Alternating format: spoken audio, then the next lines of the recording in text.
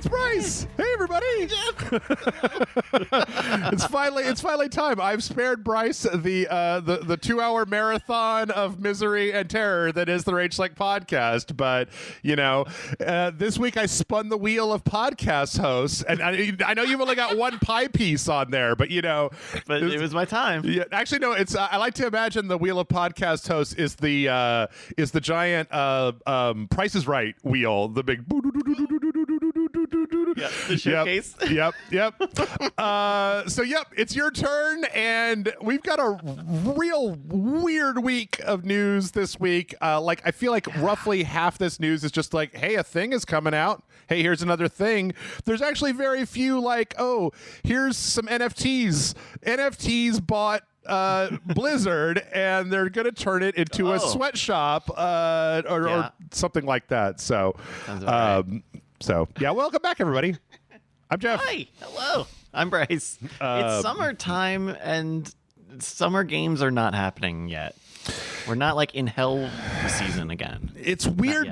It's weird because May has been the slowest month of 2022 so far. January, February, March were just fucking bangers. It was like October, November, December just went on repeat. There were all these big games that came out, and this has been the first time where I've been like, oh man, I've got to compromise and I've got to pick some stuff that's a little bit lower on the tree. I just got done yesterday recording that there's a new Vampire the Masquerade game that's but that one was weird because I don't feel like anybody was talking about it, and it was this weird Heavy Rain, Detroit Become Human, you're part of the vampire aristocracy trying to solve the internal political murders, and you're using your powers to influence the other vampires.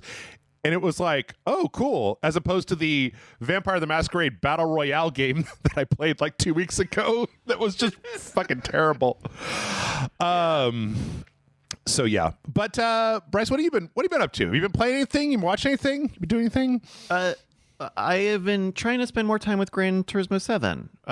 They keep updating that game in okay ways, and I keep enjoying it. I'm still kind of shocked, Jeff. Did you ever play any of GT7? I played. I think we did 2 or maybe 3 videos on it, and it was just enough to kind of get my feet wet and be like, okay, this seems like Gran Turismo. Obsessively modeled cars, really granular driving mechanics, and a very polished, inoffensive interface full of stuff. If you want to look at pictures of cars, boy, we got some pictures of cars in this one. They've got the best pictures, man. It makes pictures of cars. What's frustrating about Gran Turismo 7 now, a couple months after its release, is it doesn't feel done. It doesn't feel done. They made a lot of cars. They updated the tracks, and they look very nice. But there's just a lot of stuff. There's just not a lot to do in the game. They've got an online mode, and they update it every week. And they've been adding some cars, and they've over the years they have updated Gran Turismo's games for a very long time. But right.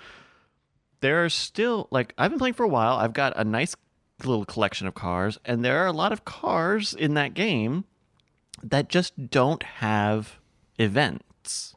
Oh, I think you were telling me about this on Trek to Yomi, right? That it was just yeah, I spent all this money on this crazy car, and there's one race. If I manhandle the game, I can make one race happen, but right. It's really frustrating because they have this high-end car shop, this this is the quote unquote because it's a fucking game. This is the Mazda that debuted at Le Mans and won the 24 hours on its first race, and it's 200 credits, or sorry, 200, or it's 2 million credits, and you buy it and you can't. There are no races in the category of car. There are no Group 1 races like that. It's very strange, and it's very frustrating because I'm not going to sit here and say that game development is easy because I know it's not, but I know that they can publish more events for the tracks that they've got at the very least. They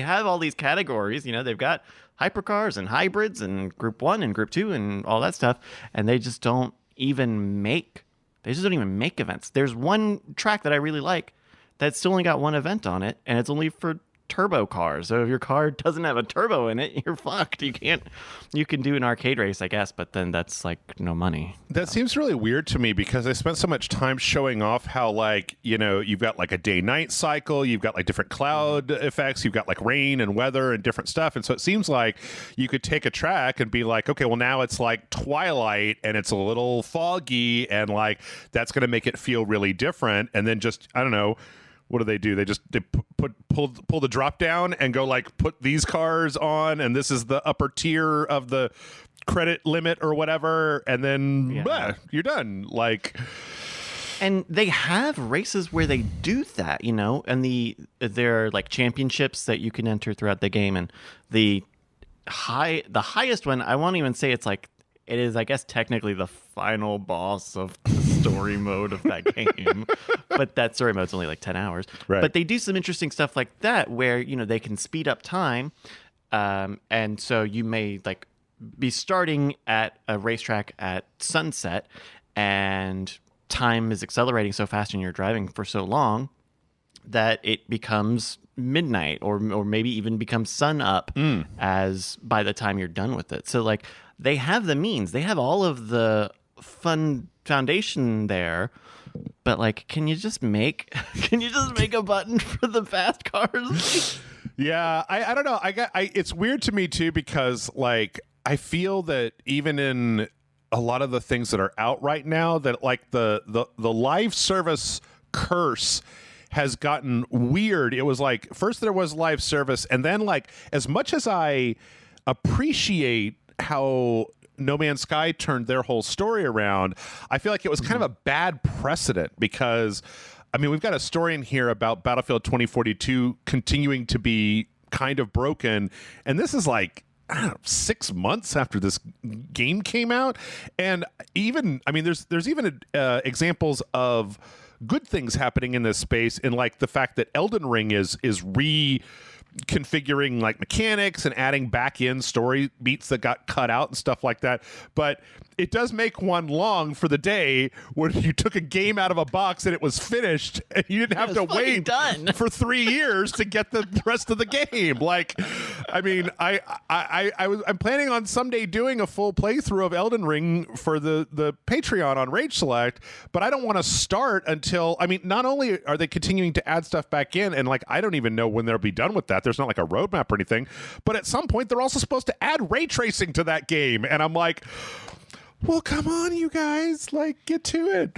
Yeah. So, and you know, like, COVID impacted everything. Like, it is a miracle that Gran Turismo 7 is buyable today instead of being, you know, delayed another 8 years. But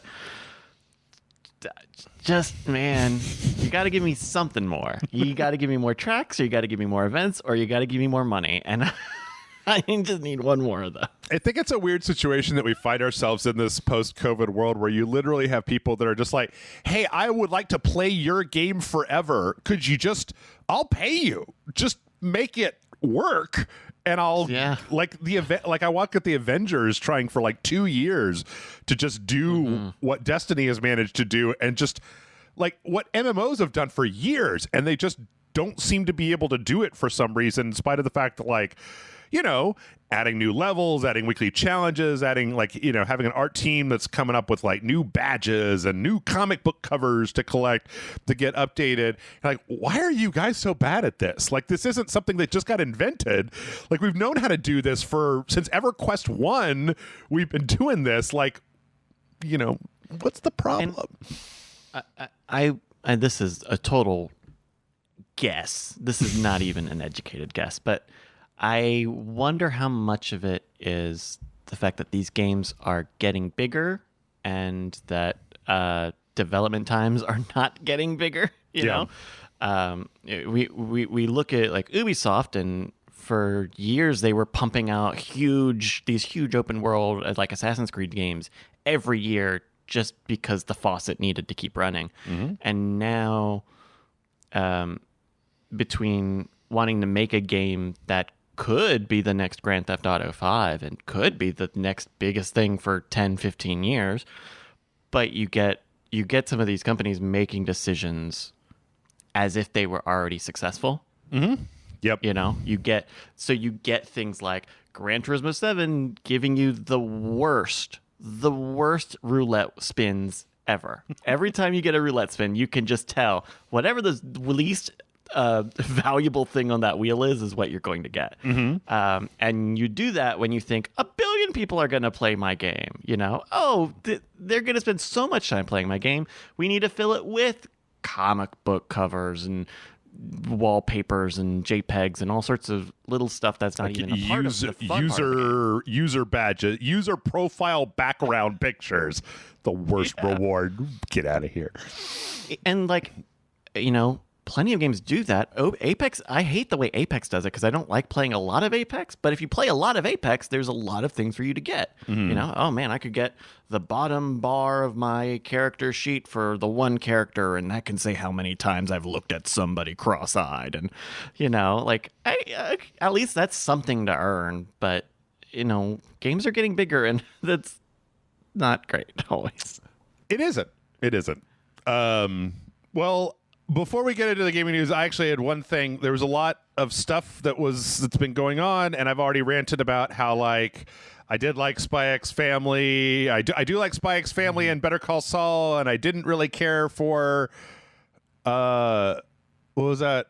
Doctor Strange. I was like, kind of wishy-washy. But last week I watched, on the recommendation of all of the film people that I hang out with, The Northman came onto streaming. And this is the latest movie from David Eggers, who's the guy that made The Witch and The Lighthouse. And it's like Stellan Skarsgård is it's apparently it's based on like the weird Viking story that Shakespeare ripped off for Hamlet, or there's some kind of thing like it's half of Hamlet, but there's also a lot more like chopping people's faces off, and Bjork is in there for like 5 minutes. And I liked it. I quite enjoyed it. It was I haven't seen The Lighthouse, but like with The Witch, I feel like Eggers makes these movies that are slow and ponderous, and like by a different director, I would be bored. But for some reason, it's like I just kind of sink into it, and just then I look up and it's been like an hour that I've been watching this guy run around grass huts, stabbing people in the middle of the night and making goo-goo eyes at Anna Taylor-Joy.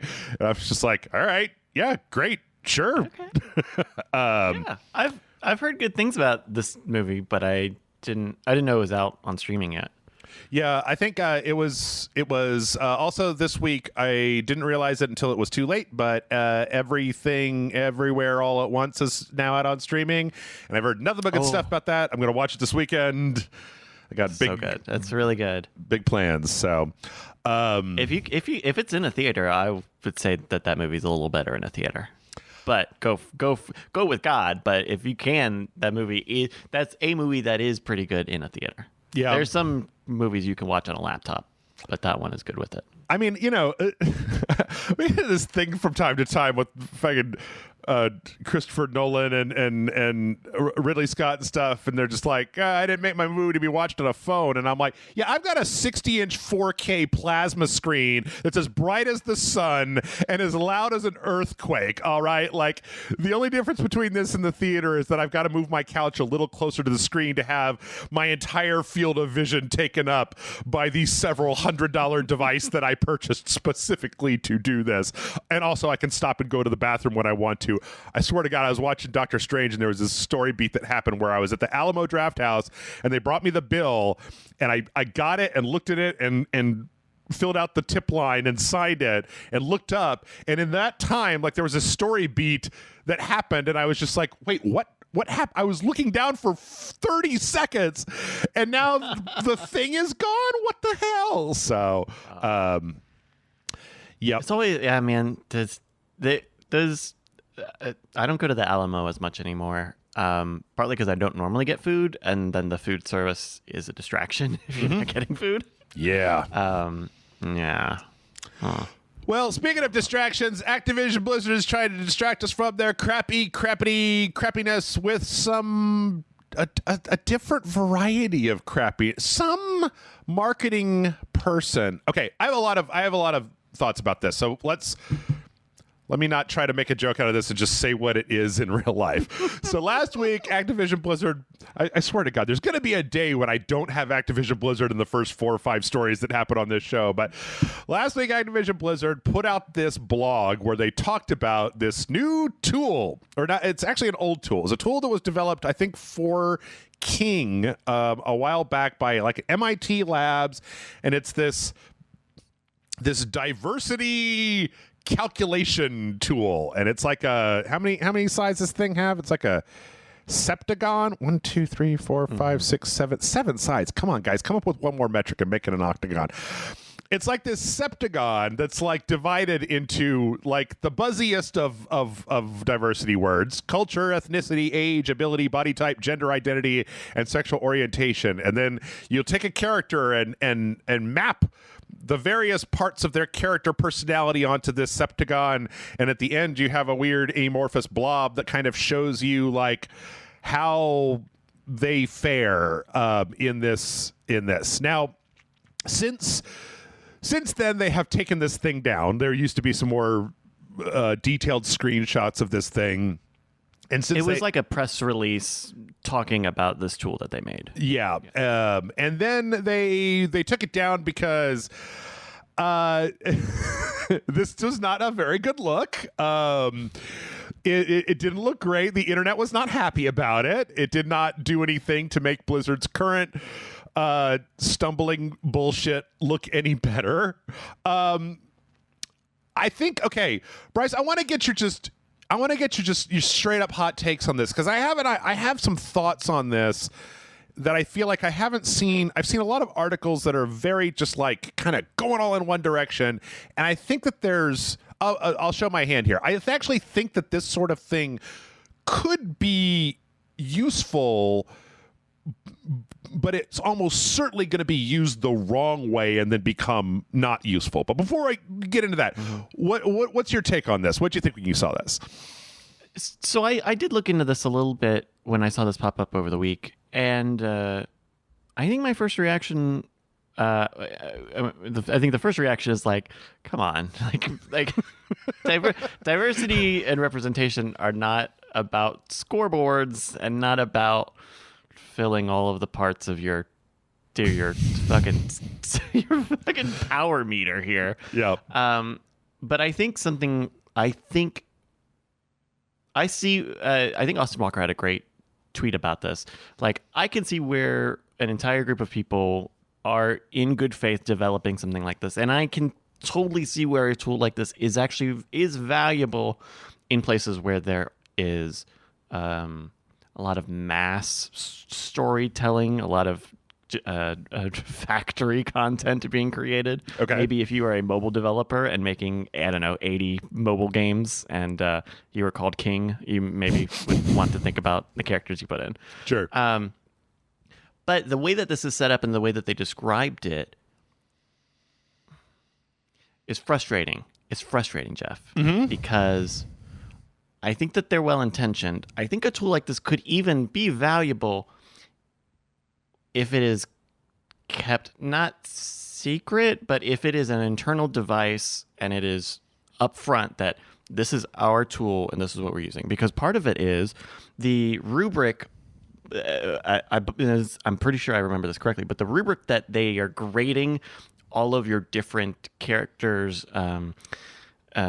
characteristics against, right? How valuable is sexual orientation? How valuable are different cultures? How valuable are different age groups, right? Right. Those are decided by a committee within ABK. So for that tool, the rubric is decided by the company that's using it. And I think that that's where it makes this a product that is not good for public consumption. This is something that is not using. It does not seem like it's using like mathematical data. We don't have an algorithm for what perfect representation is, and so you kind of have two problems there, right? You have like these are the people who this is all an internal thing, and so it doesn't really make may not make sense on the public front. But on the other side, like, you're making a lot of data that is temporary and not immutable, right? Like, you know, they have all in the pictures that they deleted from this. They had plugged in all of the Overwatch characters and figured out how all of their different traits stack up on the representation radar here. And it's, you could clearly I think you can clearly tell that like nobody at Blizzard has ever used this thing. This is clearly fucking like a WordPress plugin that someone else made. Yeah, in fact, there were some statements from the Overwatch team that were like, who didn't know that this was happening, had never seen this tool. We're not using this tool, and we're like, this is stupid. We are not using this, and this is ridiculous. Like, nobody should use this. And even in the screenshot, for example, of Anna, like you've got pulled up here that I'm sure you can find. People have saved these photos and posted them everywhere. But like, just from a conceptual standpoint, all of the radar points here on Anna aren't necessarily permanent. What we're doing is not math, because all of these things could theoretically change, right? Yep. Being of Egyptian culture, or being of an older age group, may not be as high ranking on the radar in 5 or 10 years, right? We're not dealing with just numbers. We're dealing with a lot of shit that is moving and is very tied to the moment that it's being plugged in. Well, one of the biggest problems here, one of the reasons that somebody should have stopped whichever marketing person thought this was a good idea, is the fact that like it becomes pretty obvious when you start looking at these data points as they move outward from the center, that the center is white guy. Straight white guy. Like, you know, Anna's sexual orientation on here is heterosexual, which is 0. And it's like, so you also have this weird thing about like gauging somebody's intrinsic characteristics on a bar graph, where like the bottom, like the starting point appears to just be like straight white guy. And then any deviation from straight white guy like gets you further out on the big blob of representation that is occurring here, in a way where it's like, I really don't think it would have been a good idea to have just plotted the data this way. Like, there had to have been a different way that you could have done this. Now, I kind of get, like, when you look at this one picture where it has a number of different characters that are all kind of plotted in here, it seems like, again, I think that there's like, you know, if you have, because I've thought about over the last few years, have had all these stories about incompetent boards and like blinkered, stupid team leads and just like management that just has no fucking idea what's going on.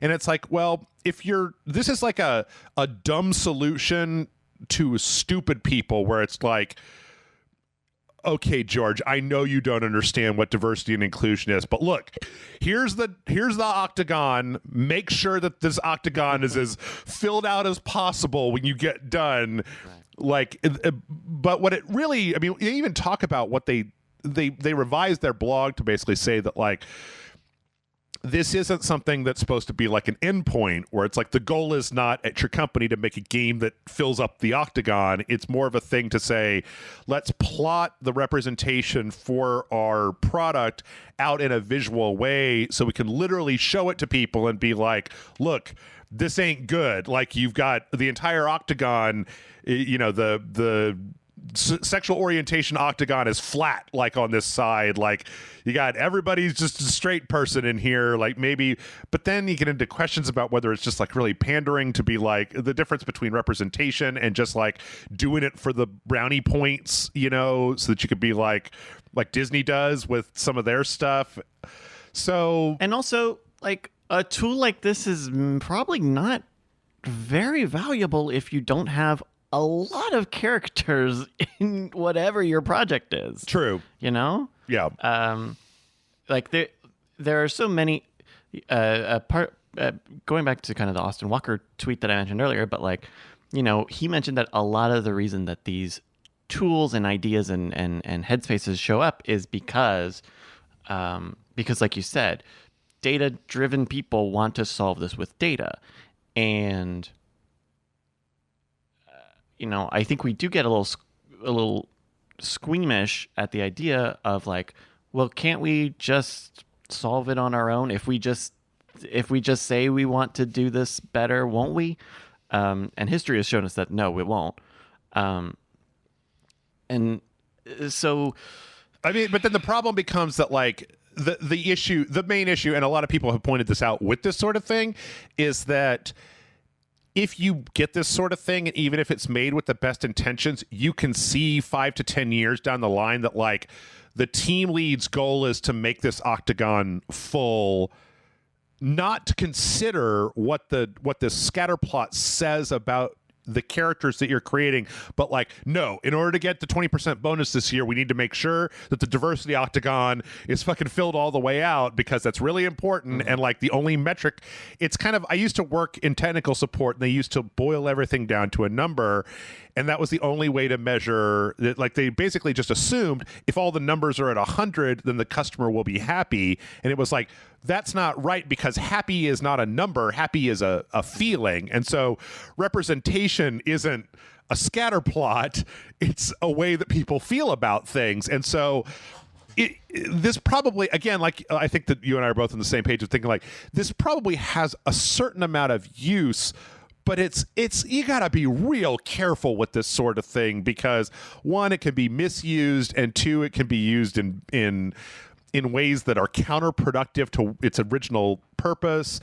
And I mean, this screenshot that we have here where it's like, these numbers for like, the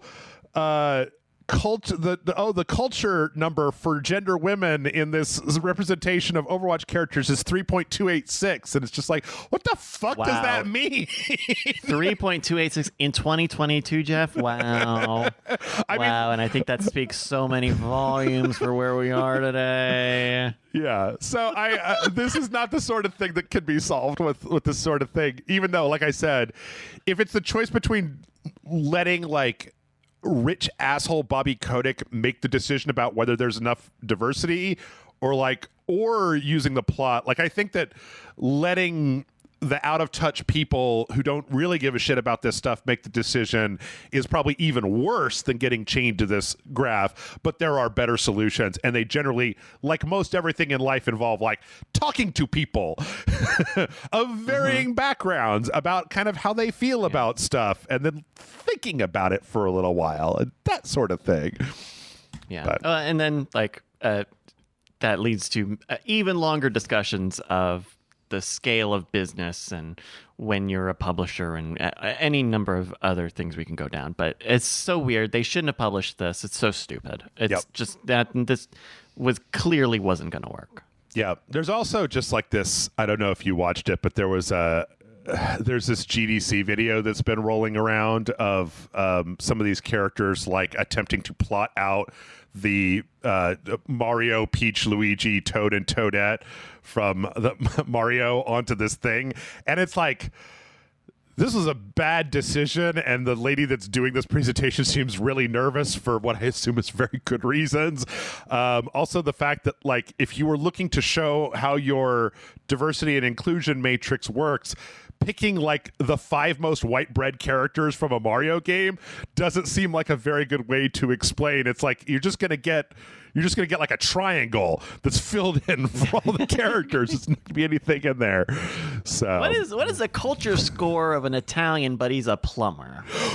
I think that lady, I watched this and it was like I don't like to say the word cringe very often, but I was just kind of like, ooh, because they were like, yes, Mario and Luigi are both Italian, which is not like hugely high as a cultural rating, but it's like it's not 0 either. And I'm like, I don't know if you guys should be talking about this out loud. This seems like not great.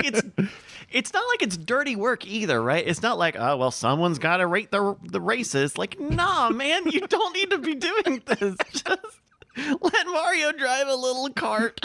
Oh my God. Yes, I agree. I think this is a better, not everything can be solved with a bar graph.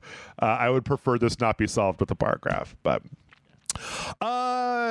let's see. Speaking of solving stuff, Activision Blizzard also got a new lawsuit coming out this week. This one is from a parent in Arizona that had a child that was playing Hearthstone, and basically this one's really, I mean, this is kind of the standard thing. Like, I kind of wanted to just bring this up to be like, hey guys, this is still a thing, right? You know, a lot of this was my kid didn't understand that they were spending money. There is no refund mechanic. There isn't any information about like what percentage you have to get good returns out of these card packs, because, you know, apparently their kid spent $300 on card packs and didn't get a single, just got crap. And it was like, it looks like this guy wants to basically convert this into well, okay. First, their lawyer is suggesting that they have what's called disaffirm, the right to disaffirm contracts, which is basically saying that, like, my kid can't enter into a contract for loot boxes. Like, you have to give me back my money. And then they also kind of want to convert this into like a class action thing for parents that have gotten. I kind of think that I was reading this and it was weird because it was just like, man, I've been talking about this exact same story for like 5 or 6 years now, ever since Overwatch and some of the first loot box stuff came out. And I really do think that there should be a way for parents to get the money back that their kids spent. Like, you know, it's one thing if you're a 30-year-old man who wants to, I mean, there's a whole separate conversation about like people with gambling problems, people who have kind of are susceptible to the draw of kind of the gambling mechanics and stuff like this.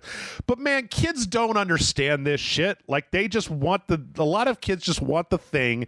They don't understand they don't understand money in a lot of cases, where it's going, that it's getting pulled out of somebody's account, because once you've got all that stuff hooked up in a lot of games, it's real easy to just hit the fucking buy another pack button. And the games themselves I think they're pretty enticey about it, with, you know, all the graphics and the big wow, and it opens up and stuff. And so I've just read this story too many times about, like, I wasn't breathing down my kid's neck 24 hours a day, and then in the span of 8 hours, they managed to get $1,000 out of my bank account into NBA 2K loot boxes. Like, I would like my money back, please, because this is garbage. And I do kind of think that there should be some way to be like, my kid got into the thing. I don't know.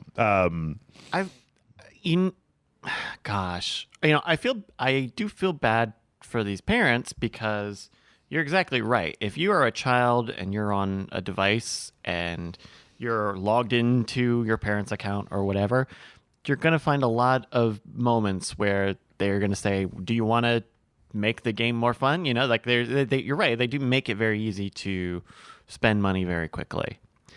At the same time, how much... I don't know how the protections work on BattleNet, so it could be that BattleNet maybe needs more parental controls. But if you're going to have your kids playing with your accounts or your devices, you need to lock them down.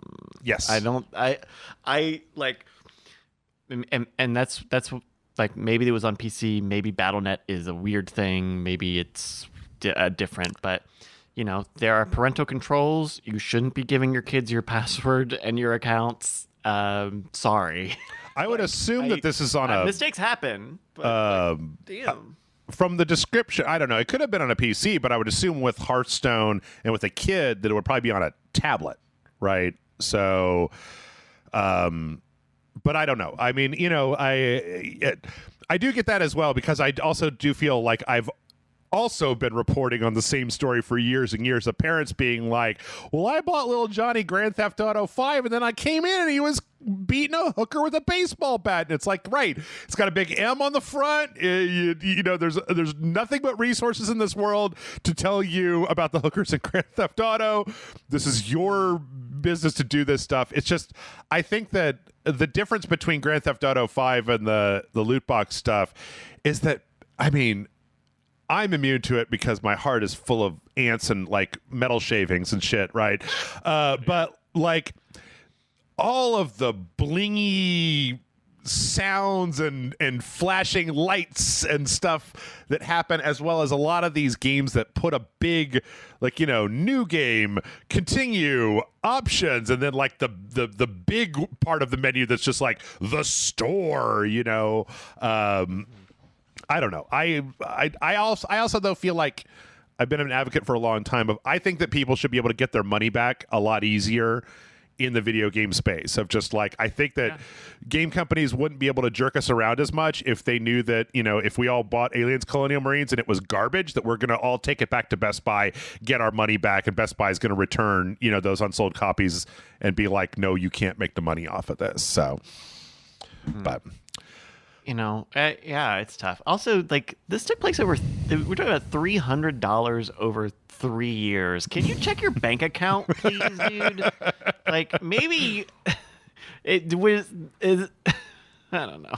Yeah, I bet if the kid got good pools, we wouldn't have heard about this. I bet if the kid got good cards, if he got some more golden cards, this wouldn't have happened. Probably not. Oh, well, I tell you what, no matter how many good cards the kids pull, we were going to hear about this lawsuit. I actually learned about this lawsuit from Square Enix for a little while back. I think this is amazing. Have you heard about this? That Yuji Naka, the guy that made Sonic and Knights, that was like the director on Balan Wonderland, like was removed from Balan Wonderland and then like muzzled by Square Enix and wasn't allowed for 2 years to talk about it on social media because he took them to court for like taking the game away from him and releasing it in this dick-ass garbage state that is bad for everybody? Like, what? it's I don't know who's running Square Enix anymore, but it's not the same. We need to get Johnny Square back in this thing because this is. How do you treat people like this? How do you treat people like this? It is a good question, but this story came from the fact that we've over the last couple of weeks we've had a bunch of like earnings calls and stock things so we find out a lot of stuff, and apparently Square Enix in a recent earnings call said that it is Balan Wonderland is a game that we can recommend with confidence, which of course they said that, but like I don't know, man. At least EA had the good sense in their earnings call to remove Battlefield 2042 and put Battlefield 5 up on their slide instead, where they literally just disavowed the game that's broken to hell right now. Yeah, I'm with you where I'm aghast. Like, you know, what was it, 2 weeks ago where they sold off Deus Ex and Tomb Raider like so they could get into the AI and crypto space, and I'm just like, oh my god, I thought Konami was crazy, but you guys are I don't know what happened over there. It's a really shame. It's a shame, and like there's good ideas in Balan Wonderworld, but they're not in that game. Mm-hmm. They have not been made. Yeah. Well, I mean, who knows? It could have been a thing where the writing was on the wall and then Yuji was like, I need an extra year to work on this. And they were like, no, we're putting this out in October. And it was like, well, you're not putting it out with my name on it. And then they were like, okay, well, then get the fuck out of here because it's coming out in October and let's put out this busted game. So, I don't know. I don't know. Speaking of Konami, Konami apparently threw up a DMCA strike this week against several pictures online that purported to be leaks for a new Silent Hill game. There were 4 of them. And, nothing in the world...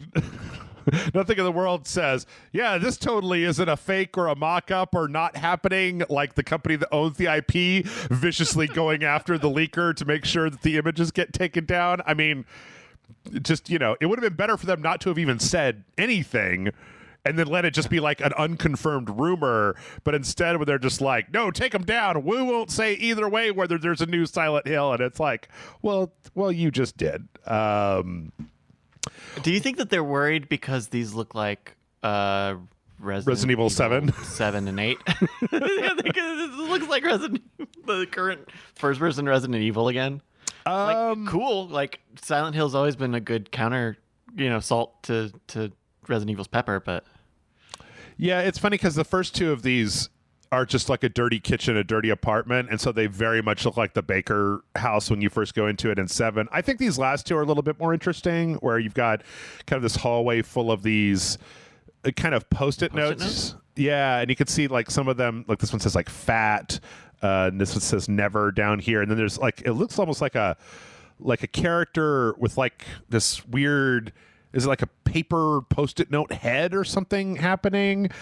And then you've got this picture of this lady with this kind of like paper getting torn off of her, and there's one that says I hate myself. This says minger, which is apparently like a British slang slur, so there's the idea that this might be taking place in Britain. So I don't know. What's your? I mean, are you ready? Are you psyched for Silent Hill? Because from what I can tell, I mean, people are okay with Silent Hill: The Room and have mixed feelings about 3, but that like most of Silent Hill post 2 has been either a mixed bag or just straight up like, no, thank you. I fucking hate it. Like that. Silent Hill fans are very picky, is what I'm saying. As a Resident Evil fan, who will take whatever the fuck Capcom gives me. Well, and I would more wholeheartedly agree with you if we were talking about everything post The Room, because I think there is a lot of like I really like Silent Hill 3 a lot. I don't like 4 a lot, but I know a lot of people like 4 for being something different. And then kind of everything after 4 is what feels very out of time with the rest. There feels like there's a big gap between those that series. So I would, you know, I was into the idea of more Silent Hill when we were talking about PT, and so I'm still into it if they're gonna find a way to do it that makes it feel good. But I worry that either Silent Hill is going to become like Amnesia or it's going to become like Resident Evil. Or it strays kind of really far away from the original intention into more actiony or it tries to be more like the original and less actiony, and so you're running around and hiding and doing a lot of hiding, you know. like I wonder what the balance is like that in a world where like JRPGs are totally different than what they were 15 or 20 years ago. And so I wonder what a Silent Hill looks like nowadays, because a lot of those games look like Amnesia. Yeah. Well, we also got a second rumor out there that Bluebird team is working on a remake of Silent Hill 2. There's actually rumors going around about like four separate Silent Hill projects, but yes, this is exactly what you were just saying to me. Which I'm real mixed. Because Bluebird makes Amnesia type games. They make those walk-in, you know, was it Layers of Fear that they did or something? You know? They made that Blair Witch game that I hear was really good, which I played almost to the end, but then Blair Witch was really interesting because they did a lot of work to make it so you just continually got lost in the woods, which is like, oh, well, that's the Blair Witch experience, right? Where you're just like, I've seen this tree 8 times. I am trying to figure out how the fuck to get out of here. And then at the end, there's this really well-lauded sequence where you go into the Blair Witch house, and it kind of spirals into like a house of leaves. Like you keep going in a room, and then you turn around, there's not a door there anymore, and then there's like a whole hallway where there wasn't a thing, and the whole thing kind of drags you into the basement where you end up facing the wall, like at the end of Blair Witch, as like you got to face the wall because there's a giant monster behind you, and if you turn around, it's game over. The problem is that I played all the way to the end of that game, and I got to that part, and the house would spawn, and there was a rock that was like spawned through the porch in front of the front door. So my character couldn't walk through the rock to get in the front door, and I tried quitting the game and reloading the game. I tried like deleting it, re-downloading it, restoring from a cloud save, but it only had like one persistent save, and that save apparently saved the rock in front of the door, so I didn't get to see the last good 40 minutes of the game. I had to just go watch it on YouTube, and it was like, you know, Bluebird, I'm really trying to be on your side, but you just keep doing this shit where I'm like, but I don't know. We'll see. I mean, the other thing is, I know that a lot of people hate the Silent Hill 2 remake, and it's got all these problems and stuff, but like, I mean, I don't know. I've played Silent Hill 2. Like, I don't have any interest in going back and replaying Silent Hill 2. I mean, I guess Silent Hill fans probably really do. Like, if you had a really nice looking updated, but the whole story of Silent Hill 2 was more about the story and the feelings and the characters than like how high, was it in 4K? Was there ray tracing? How good does the fog look? It was more just like a psychological thing. So I don't know. And like, the Silent Hill HD collection is going to be very fresh on everybo's minds. We're all going to remember the Comic Sans welcome sign. Welcome to Silent Hill and Comic Sans. Like, okay. Yeah. But apparently this was from Jeff Grubb, who is a leaker we've seen before, or we've heard of before, says, retweeting another leak that he says that he's heard about. Bluebird team working on Silent Hill 2 remake, reworked puzzles, new endings, timed Playstation console exclusive, multiple Silent Hill projects in development, including a new mainline entry and side stories. I'd personally rather have some good Castlevania games, but hey, I got Bloodstained and Silent Hill people don't have shit. So give the Silent Hillies what they want. Is that what they're called?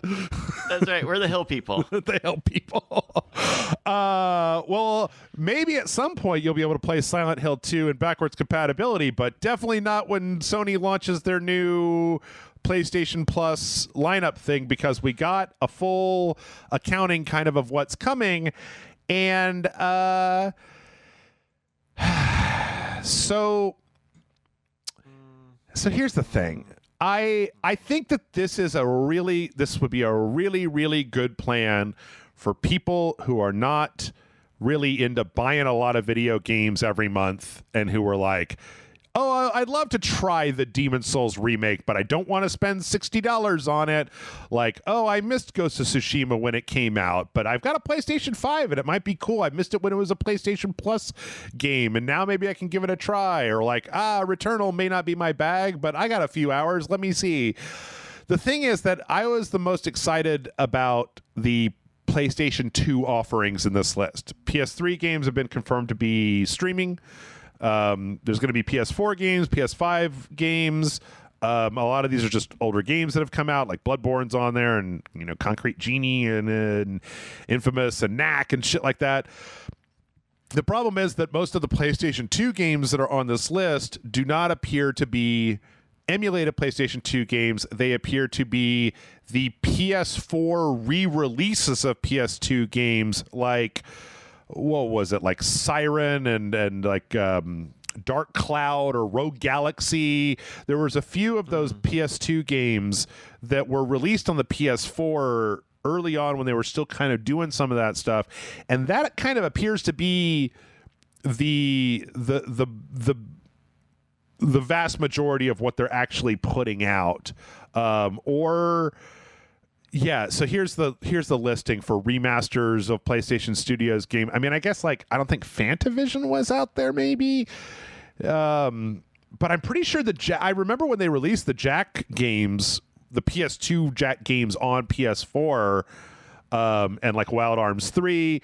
And so I don't know. This is a little disappointing because my big hope for this was that Sony was really going to make a push towards getting like an emulator for PS2 games running on the PS5 in a way where we could start releasing some of the harder to get at PS2 games in pixel perfect emulation on PS4, PS5.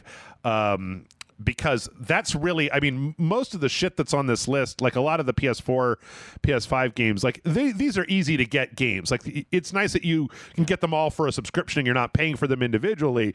But, the PS2 games are logistically hard to get and play at this point. Sorry, I've been talking for 100 years. What do you think about this one, Bryce? Between that, because you see a lot of other fringes of that, right? A lot of the quote-unquote original PlayStation games that they're offering on here, some of them will be, at least from what I read, understood, was that some of them would be the PSP versions of PS1 games when they were doing PSP and PS Vita games or PSV conversions. So I have to imagine that this is all what they could scrounge up very quickly. Right. A lot of the games on here are on the PlayStation 5 PS Plus collection. So if you have PS Plus and you have a PlayStation 5, about half of those games in the basic tier you get. You like Days Gone, you can already get the Horizon Zero Dawn, and Destruction All Stars was a free PlayStation Plus game. Concrete Genie was a PlayStation Plus game. Bloodborne is still in the PlayStation collection. So like for that, I can see where this is very valuable, especially if you are someone who hasn't gotten a PS5 yet. Yeah. I think that if you still have a PS4, I think there's a lot of good stuff on here for you as well. And so I think it's a mixture of that, of still needing to offer something to people who are on PlayStation 4 because supply chain, coronavirus, logistics and stuff. And then also we just need to scramble and make whatever thing we've got. And all we've got are, we put some stuff on the PlayStation P, on the PlayStation Portable, we put stuff on the Vita, we put stuff up on, we took some PS2 games and made them PS4 versions, we put some PS1 games and made some emulators on those, and everything else after this will be building on top. I mean, they launched these consoles without all of the user interface and software done. So I think the service is going to be the exact same way. I think there's good stuff on here. I think there's a lot of good stuff on here. Yeah. What I really don't like, Jeff, can you guess what my number one thing I don't like about this is? Is it the lack of, is there a Gran Turismo game on here? Are there no Gran Turismo games on here? No. This is so fucking complicated and so unnecessary to a certain degree. Yeah. You look at the Game Pass strategy, which is get people into Game Pass and then fold everything into Game Pass. Put Live in there, put Silver and Gold, put xCloud and all that stuff. Here you've got 4 different names for the same service because also the 3 names that they have in all of the markets are not the same 3 names that they have everywhere. Really? So the high-end one, so they've got what? Essential, Extra, and Premium, and then in some markets, Premium is called Deluxe. And so you'll see in their thing, PlayStation Plus Premium / Deluxe, because this has to be the fastest slapdash thing that they possibly can. And they've got a lot of really...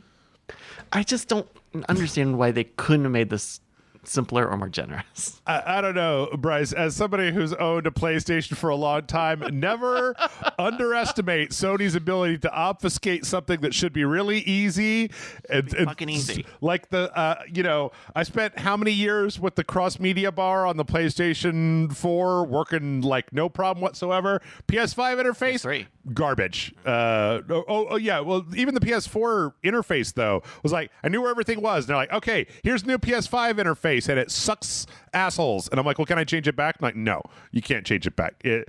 We have cards now to put hints in for the games. Has anybody actually used the cards? Does anybody want to use the cards?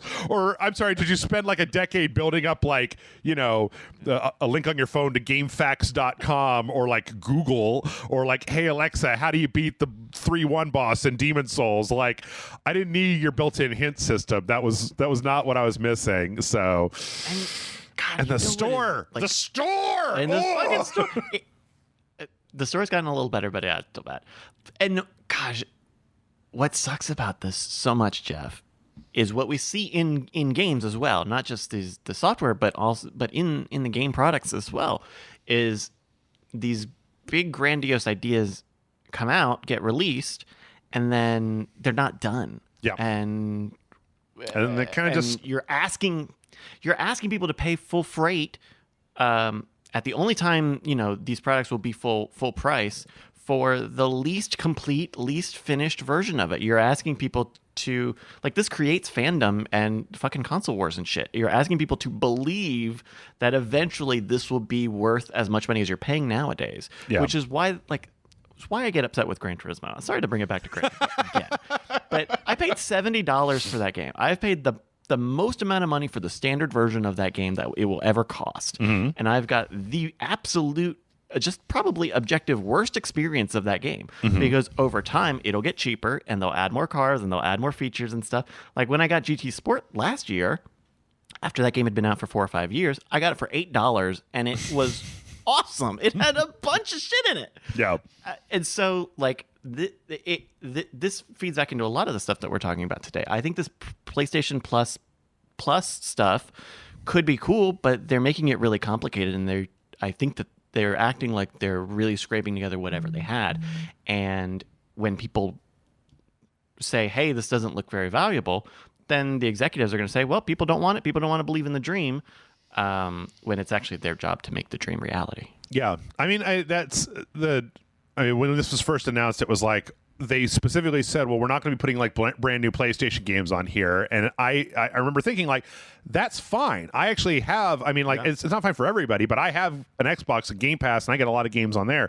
I would just be willing to, there's this giant hole in the backwards compatibility sphere, and it's the PlayStation 2. And if you could can you just fill up my hole, Sony? Can you fill it up? And then I'll be happy.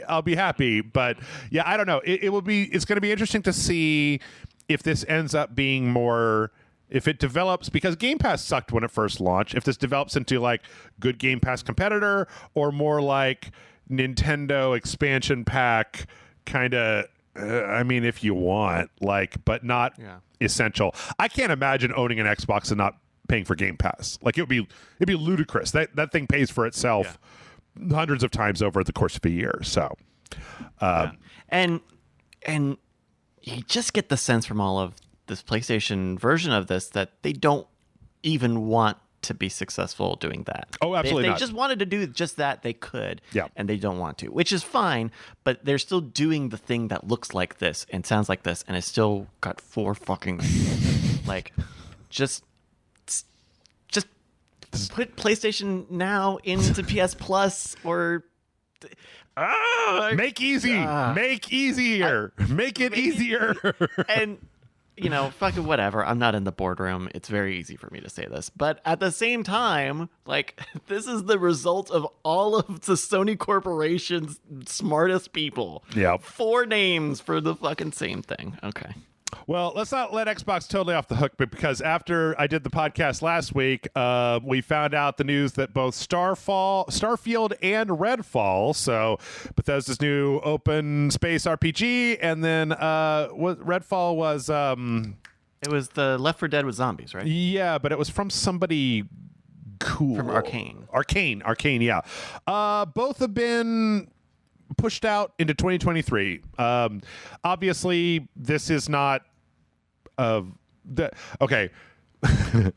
I've been sitting here on this podcast for 6 months, and every time Starfield comes up, and they're just like, here's some more concept art and like 4 seconds of animation of a robot. Here's a little bit of music. And I'm like, man, if you were going to sell me a new Elder Scrolls game, like, you needed to start showing it to me a while, like at the Game Awards last year. I needed like a gameplay trailer, not a cinematic trailer, but like, we still have no idea what this game looks like outside of one robot and some concept art. So the idea that it's like, oh shit, are you guys having problems? Is it not done yet? Oh my god, imagine my surprise and shock. Also Redfall, I'm willing to let Arcane have as much time as they want. I like their games a lot, and so if their multiplayer weird vampire hunter game needs more time to be good, like, that's the sort of game where you kind of got one shot.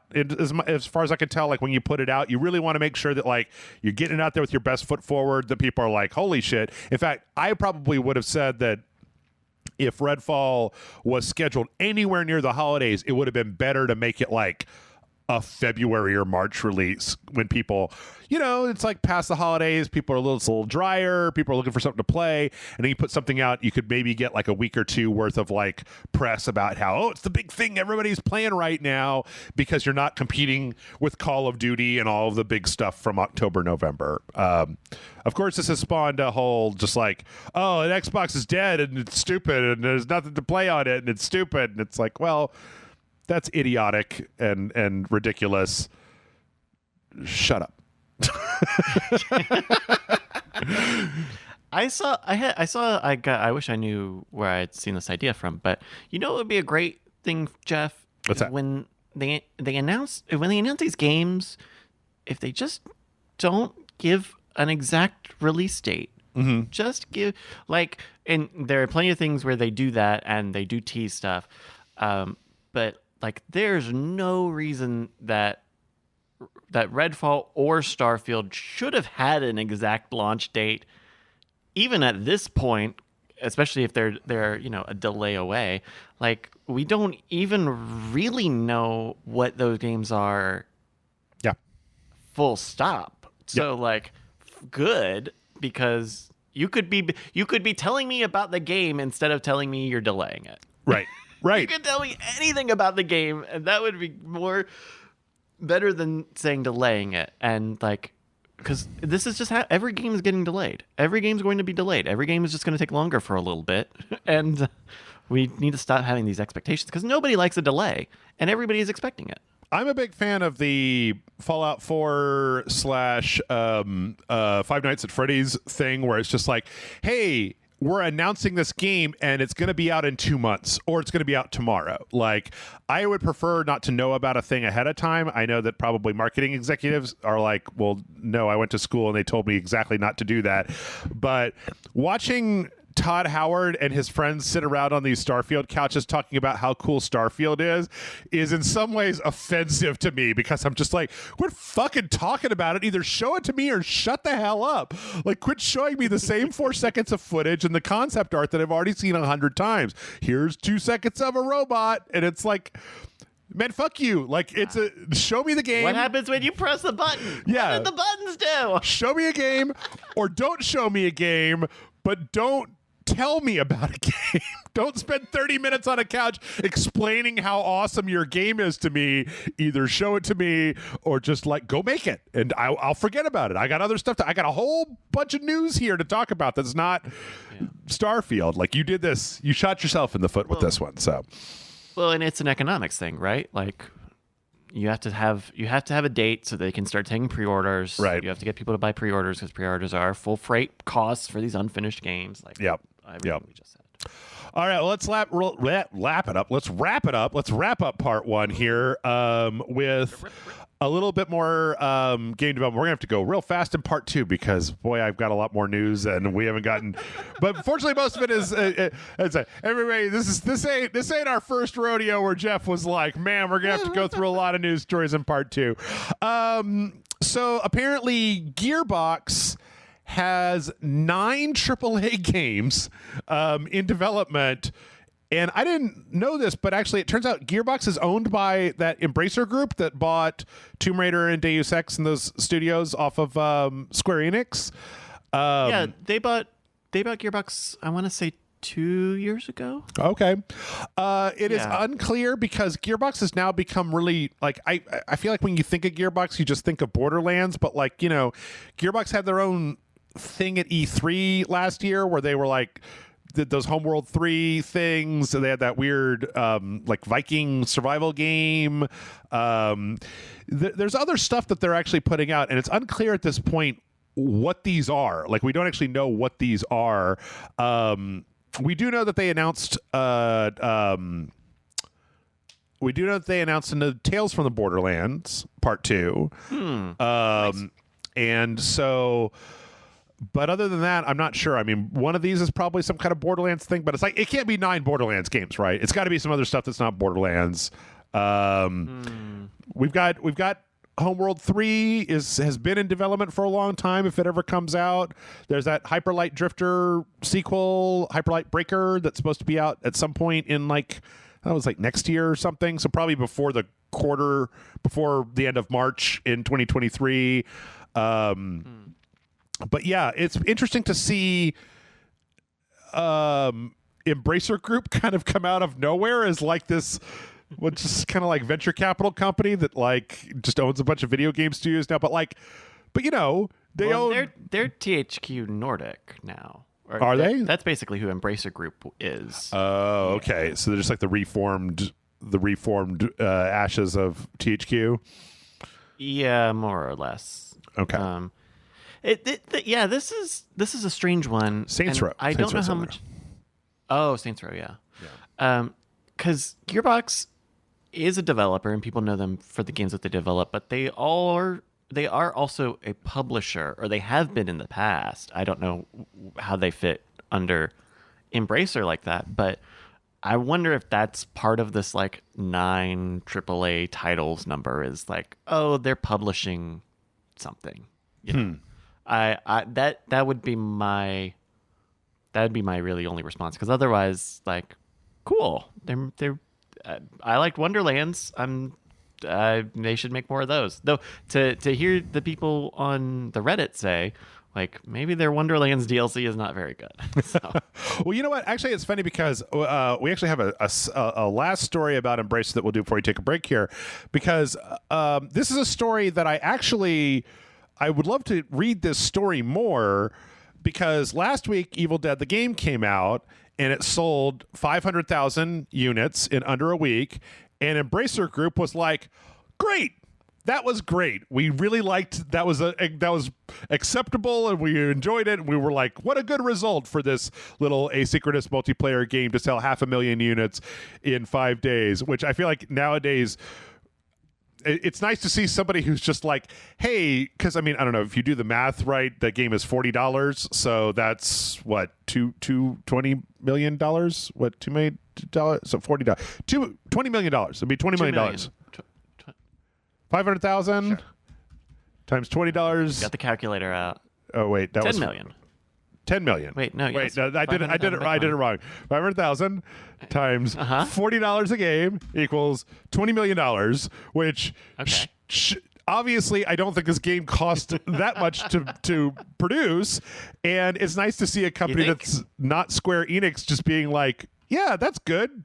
Cool. Let's just make some games and make some money, as opposed to like, it's got to make every money, all monies that have ever existed, or else it's abject failure. So if Embracer Group is happy with 500,000 sales, then I'm glad that they have the future of Deus Ex and Thief and games that are not going to sell, you know, millions and millions, 12 million copies in a month in their hands. I don't know. Yeah. Yeah. That, like, why does everything need to be a AAA game? That, like, I'm watching this trailer here and like, this looks kind of like a fun, cheap little game. I would be cool blowing up some zombie guys for a few hours. The best part is that there's four players and there's 4 classes of characters, and the thing is that they took an Ash from every time period. So they took like the TV Ash and Army of Darkness Ash and Evil Dead 1 and Evil Dead 2, and each one of those is a separate class. You could literally have a team of 4 different Bruce Campbells from different time periods running around. Yeah. That rules. Yep. My friend Michael is way into it. Anyway, with that, we're going to go ahead and take a break. But when we come back, we're going into ultra mode, or I don't know, maybe we'll just do as many stories as we can and then just turn the podcast off, and you guys can deal with 2 hours more or less of podcast, the end.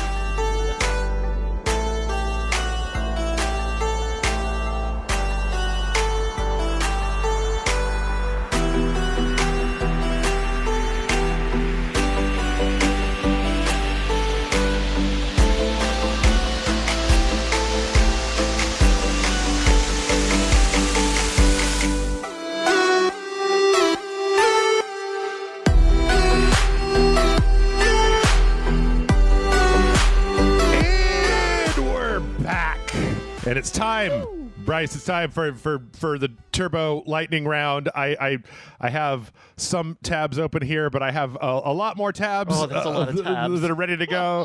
So let's. I think this part's going to go a little faster. So, did you get a chance to see this announcement for this new Marvel card game? Marvel Snap was announced this week. Did you get a chance to watch this? There was a lot of like devs talking and stuff, but. I watched a little bit of it. Their idea is to make a very fast card game where you don't stop and wait for a turn. Yes, both people go at the same time, so both sides move simultaneously, and their idea is that like matches are only going to take 3 minutes to complete. They're obviously I like the way that they've got their cards differentiated into this whole like different art styles, and everybody's got like their own little logo for the different heroes and stuff. I'm not a big card game guy, but it seems pretty cool. Like, it seems like I kind of get into Hearthstone for like a month or two, and this seems like the sort of thing that I could play for a month or two.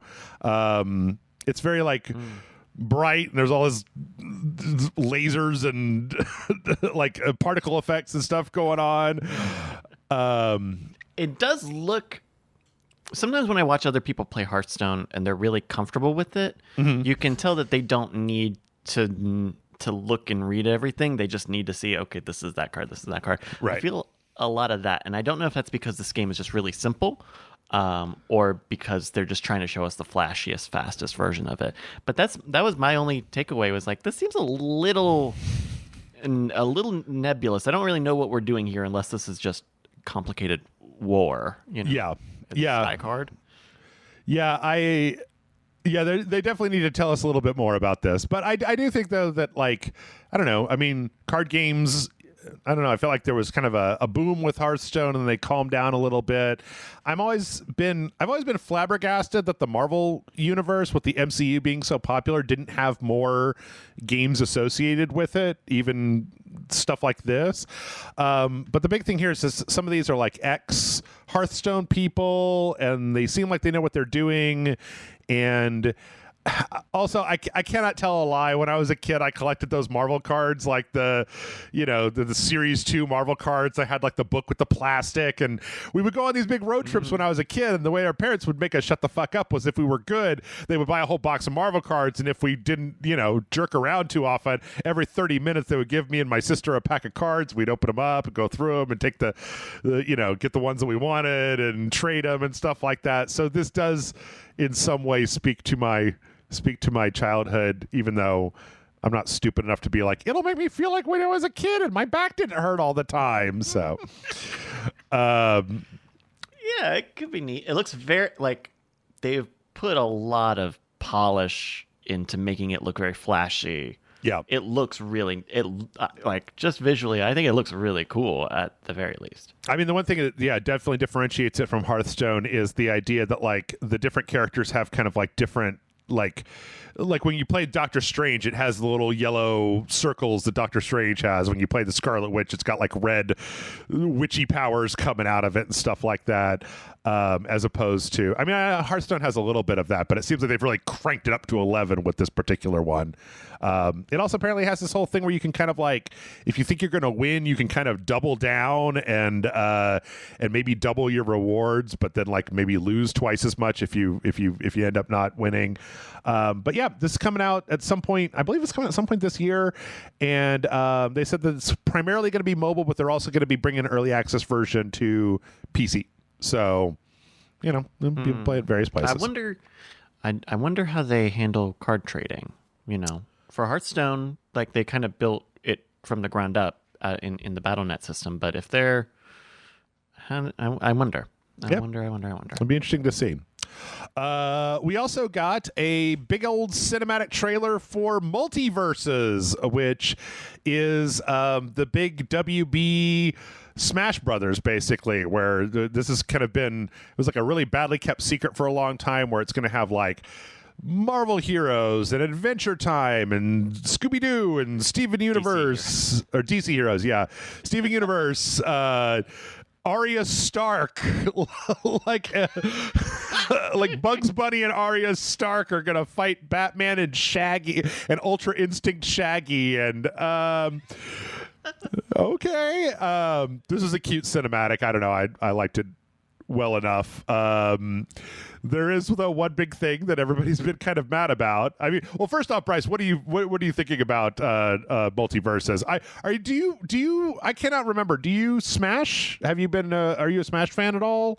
Do I Smash? I like playing Smash. I play Smash very occasionally, very casually. Mm-hmm. You know what this reminds me of the most, or certainly what I'm thinking about, is Space Jam 2. Because that's not a good thing. Same exact.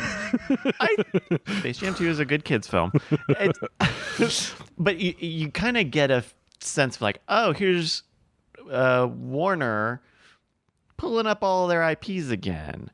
Didn't they? What was it? Didn't Nickelodeon just have one of these too? Yeah. Like everyone's trying to consolidate their stuff and brownie points is not a great word for it because they are trying to make these characters look different and play together. But it definitely feels like all of the publishing studios want to just take advantage of all these IP that they have. Yeah. Yeah, I mean, for me, I think that at the end of the day, the biggest thing, and the reason that a lot of the other, I mean, because what's that, what's the Ubisoft Smash one that they put like the Ninja Turtles and all that stuff into, to battle something or... yeah, and they've been doing it forever. Yeah, it's been around. Brawlhalla.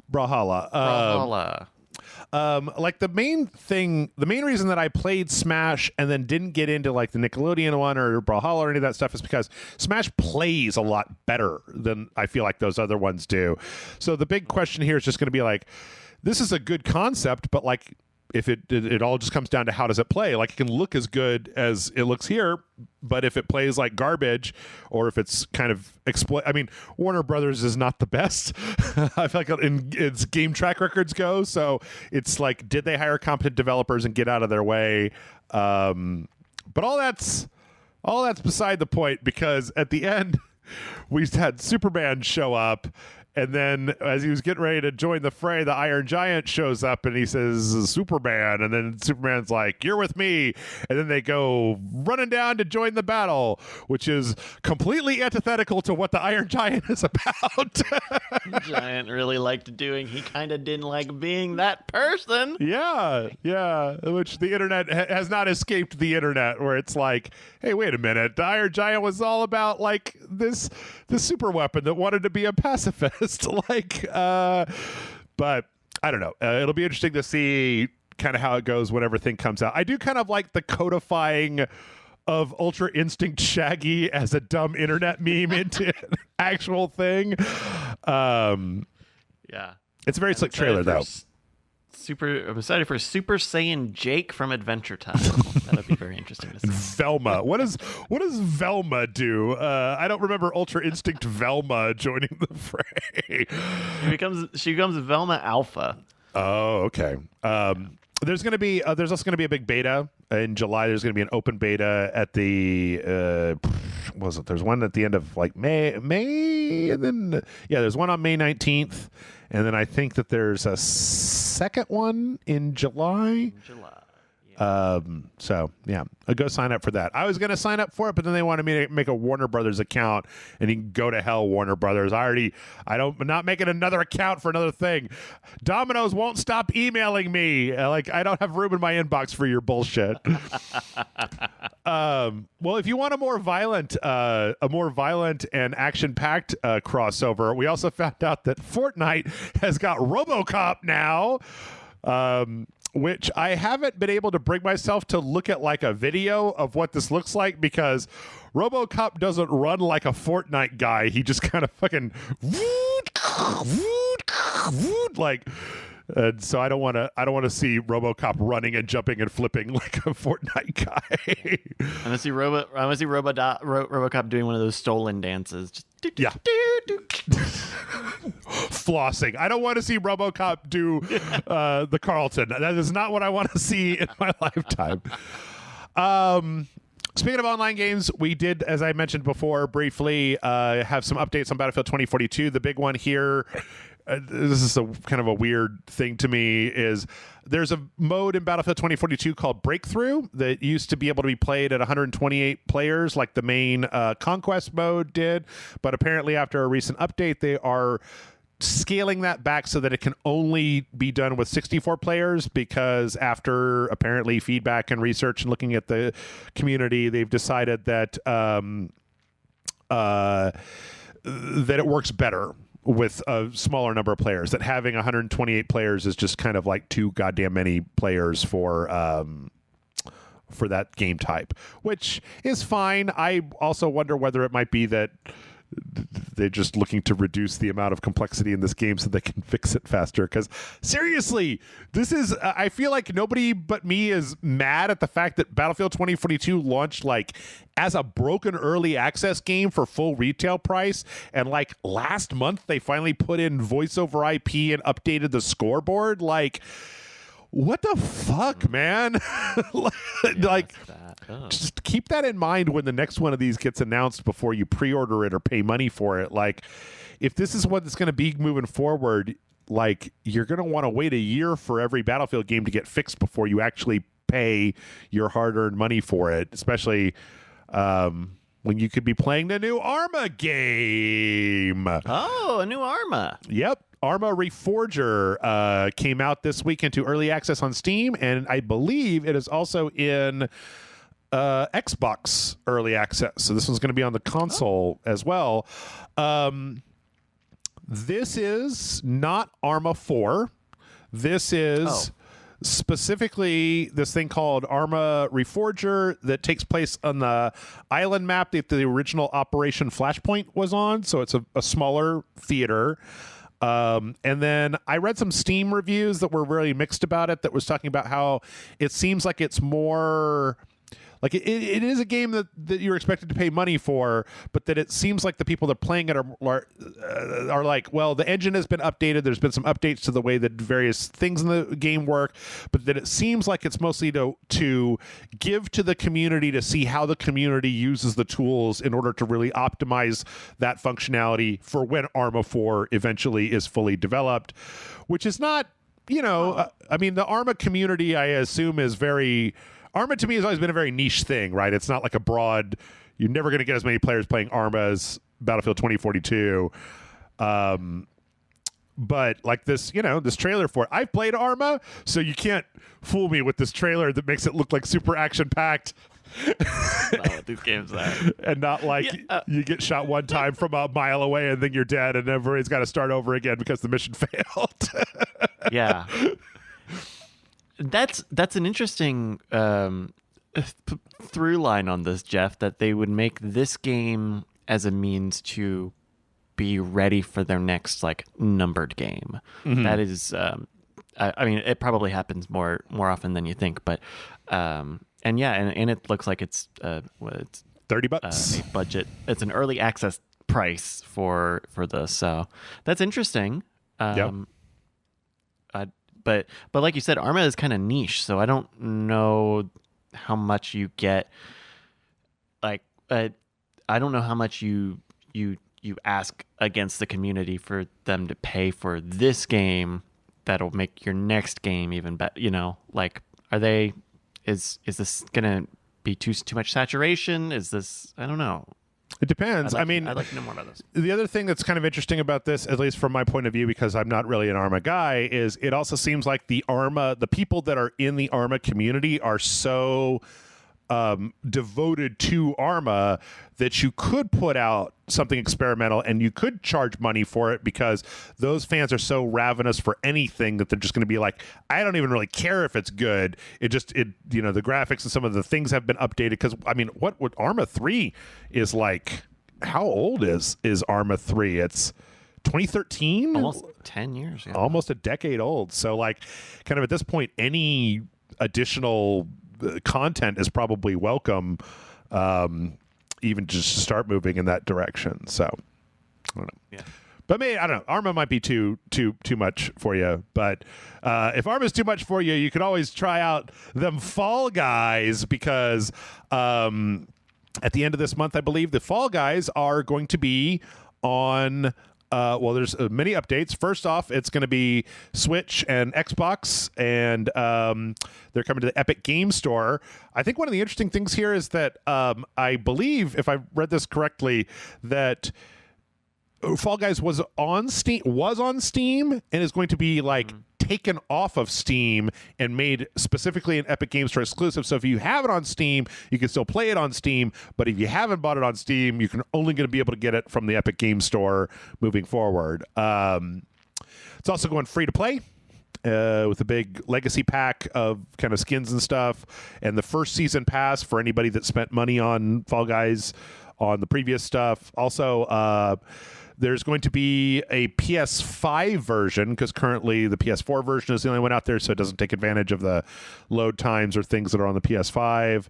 I'm kind of amazed that Fall Guys is still a thing. Like, I feel like it was kind of a fad for like 6 months, and then I kind of never heard about it again. I mean, any of these games, I assume that people just continue playing them, but I just hadn't heard the word Fall Guys in a while. So Yeah.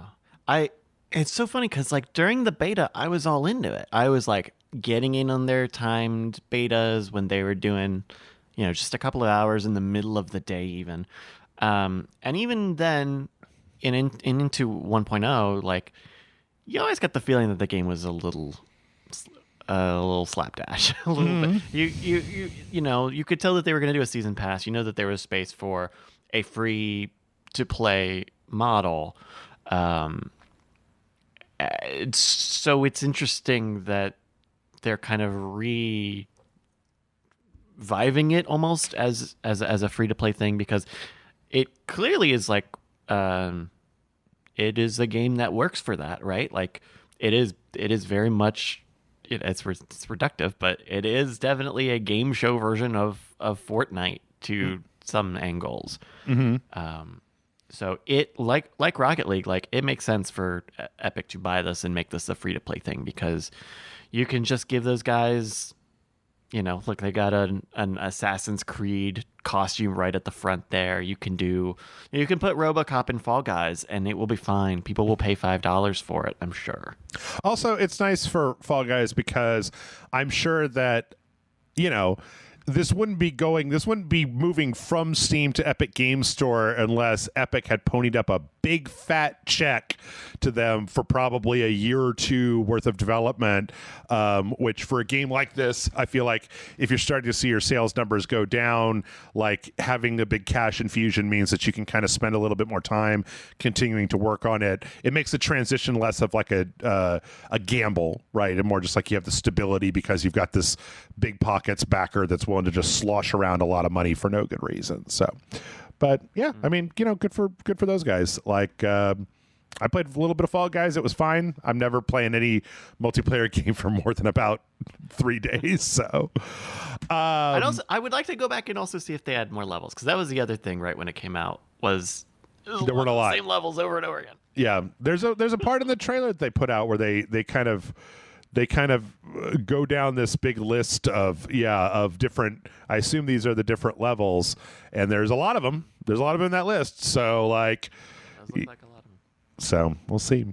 Let's see. In other multiplayer news, Team Fortress 2 is still broken. But apparently the Team Fortress 2 community this week decided to spam like IGN and Kotaku and a bunch of other places with like kind of requests to cover this to try and get Valve to fix Team Fortress 2, because apparently for years now, I mean, I read a story about this like 2 years ago, it's just been like a complete bot mess where it's headshot bots that are just like sitting on servers killing people. It's apparently very difficult to play. The only way to really play is you have to have like a closed community server that has like really good moderation that's willing to kick stuff, but then you're very much limiting the number of people that can come in, and so you might not be able to get full matches and stuff like that.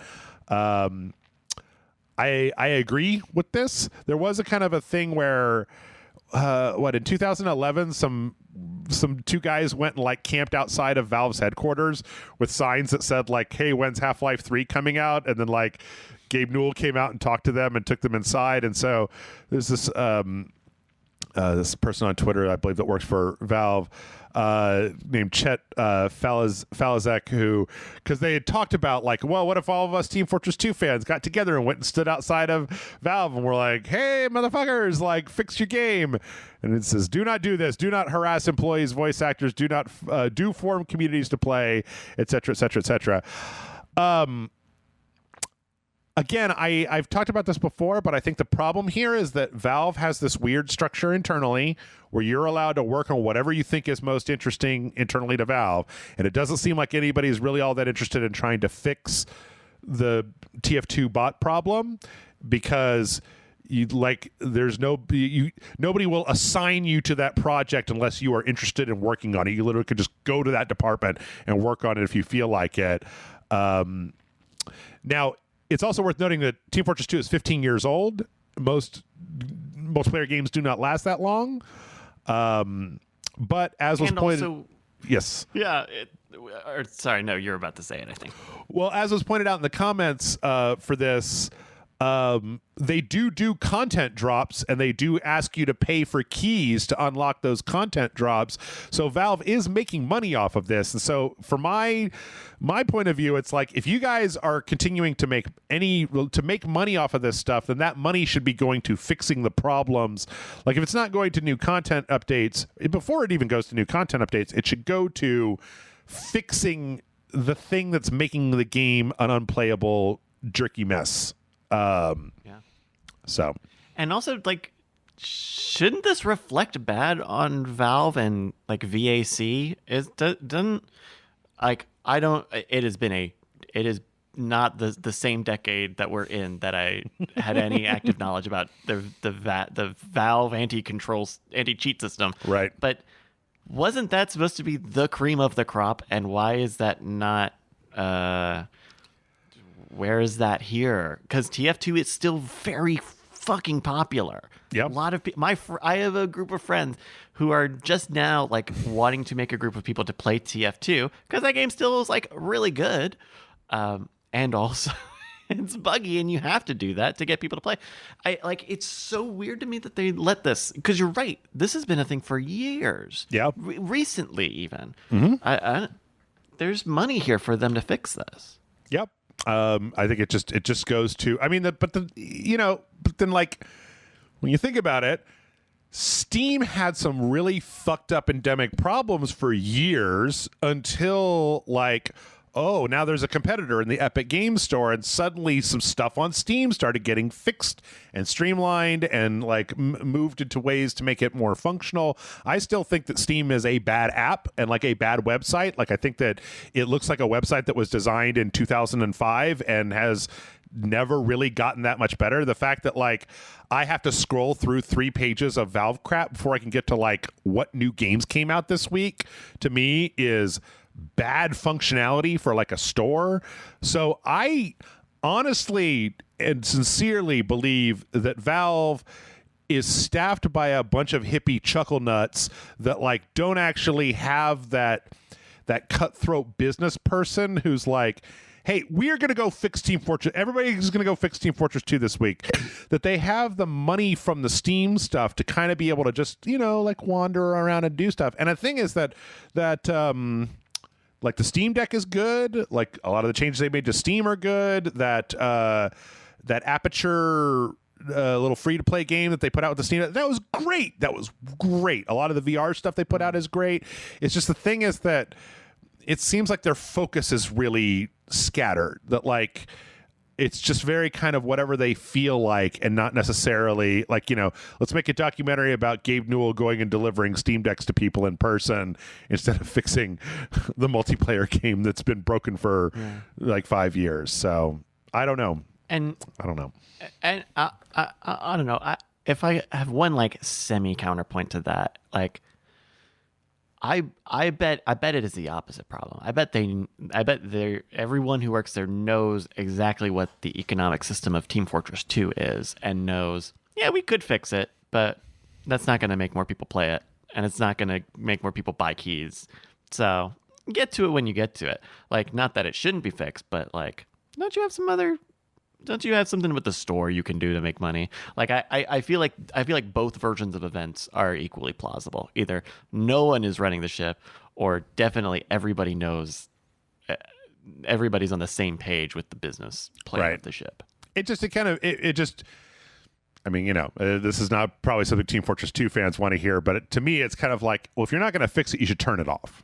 Like, if it's going to be a broken mess where people that are trying to come in to do it are not going to be able to play it very well, and it's going to be like infested with these kind of cheating shitbags, just turn it off. Turn it off and start development on Team Fortress 3 or outsource it or do something. But I don't know. Let's see. Let's skip over some stuff because some of these stories are less interesting than others. We got this was interesting. There was an interview this week with the Register with ASUS's co-CEO SY Su, who basically said in another earnings call, because we're in the middle of earnings call country, that the demand for GPUs for crypto mining has, from their perspective, been decreasing. And so there is a good chance that over the next year or so, I mean, I feel like we're already, and a lot of this also is due to the fact that crypto is just tanking, and I couldn't be happier about it. I mean, even though I know that it's probably a harbinger of other economic issues in other sectors of our market that are yet to come. Get the fucking crypto shit out of here, and I don't care who it hurts. You get the NFTs out, get the crypto out, and like let people buy like video cards, gaming video cards to play video games on, for fuck's sake. But this also ties into the fact that it looks like RTX 40 series cards could be out as early as July. This is due to kind of a rumor mill leak that they're called Ada Lovelace architecture, which is essentially the 40 series RTX cards, maybe in August, maybe July, probably August, maybe July. I kind of feel like this is a really fast update to the video card race. Like the 30 series are only like 2 or 3 years old. Like, and I don't feel like I'm seeing a lot of games that are just like, oh man, it runs like shit on a 3090. So I'm wondering though what they could put into a 40 series card that at this point would make a lot of sense for probably video cards are always super expensive, right? So yeah, what they put in to make it enticing, but I bet some of the things that we'll see in whatever their next card are will be more of the like NEVC stuff, the streaming cores, so that your graphics card sets aside some power to do OBS encoding. And I almost wonder and the problem with this is we're in the chip shortage, so what I'm about to suggest is putting more chips into these fucking things. But yeah. I could imagine a world where your graphics card comes with a certain amount of... I mean, it already comes with RAM, right? It comes with a certain set amount of RAM. But I could see it coming with and I think some of them do, but coming with a high-speed onboard storage. And then you have to get a game that's got 10 gigabytes of working memory or something. Like a dedicated... that would... NVMe for the graphics assets?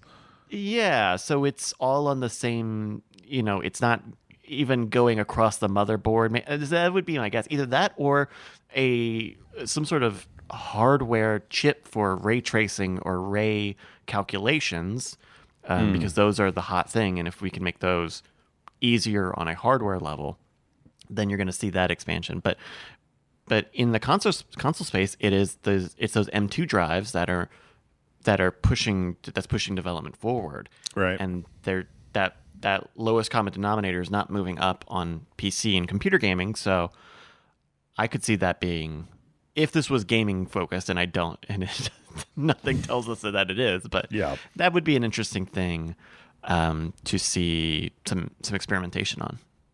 Yeah, agreed. It'll be interesting to see where they're going. One thing I did notice is like I finally, I got a new computer that has a 3060 card in, and I finally started using DLSS, and it's weird because it's like once I started using it, then it was like, oh, I can tell the difference between when you're upscaling with DLSS and when you're not, which was like. Part of it too is the fact that I bought like a big fancy 120 hertz monitor and then a brand new system, and then just maxed everything out, and started with some games where it started to chug if everything was maxed out without DLSS, to start trying to use DLSS and being like, there's definitely a trade-off for using this. So I could also see if there was a new DLSS version that was less noticeable, because I mean, this article is talking about how like the RTX 3090 is past 450 watts. Like we're starting to hit some like ridiculous energy limits when it comes to just packing more chips on die. So I really do hope that we start getting more into the arms race of better AI translation as opposed to just like packing more power into the same chip. So I don't know. I bet it's something like that, right? I bet there's a DLSS or a new upscaling algorithm, and then I bet they make a way for the average user to access some of the really interesting GPU stuff, like machine learning or artificial intelligence. I think that would be an interesting thing of like, hey, get the new 40 series and you can just, I don't know, you can teach. We've got a system that lets you make super simple machine learning systems or something. The future can be anywhere with this. Like NVIDIA has spent the past few years letting everybody know that they are into high power computing, and it's not just games. And bringing that power to people is the name of the game. Yeah. Well, who knows? And we might find out about it at the PC Gaming Show, which we finally got a date and a time for. So June 12th, 12:30 Pacific Standard Time is the 2022 PC Gaming Show. Aren't you excited about the PC Gaming Show? The hottest show at E3 that always shows the hottest new games that you just can't wait to play. Like whatever Tripwire's working on. The PC Gaming Show. And it's always so long. Yeah. It's always long, and it's always like at a weird time. It goes on for a long time. For a long time. Yeah. Okay. You've talked about Jeff Keighley and taking back Hell Week. So. Well, actually, I don't. It's good that you talk about that because I've also have the full schedule for what constitutes quote unquote E3 this year. And Bryce, I got to tell you, it's not looking great this year. Like, it's not going to be a fun year. Like, we got Summer Games Fest on June 9th, which is probably about the best that you're going to get out of this whole thing. June 10th is Netflix Geek Week. Something. Okay.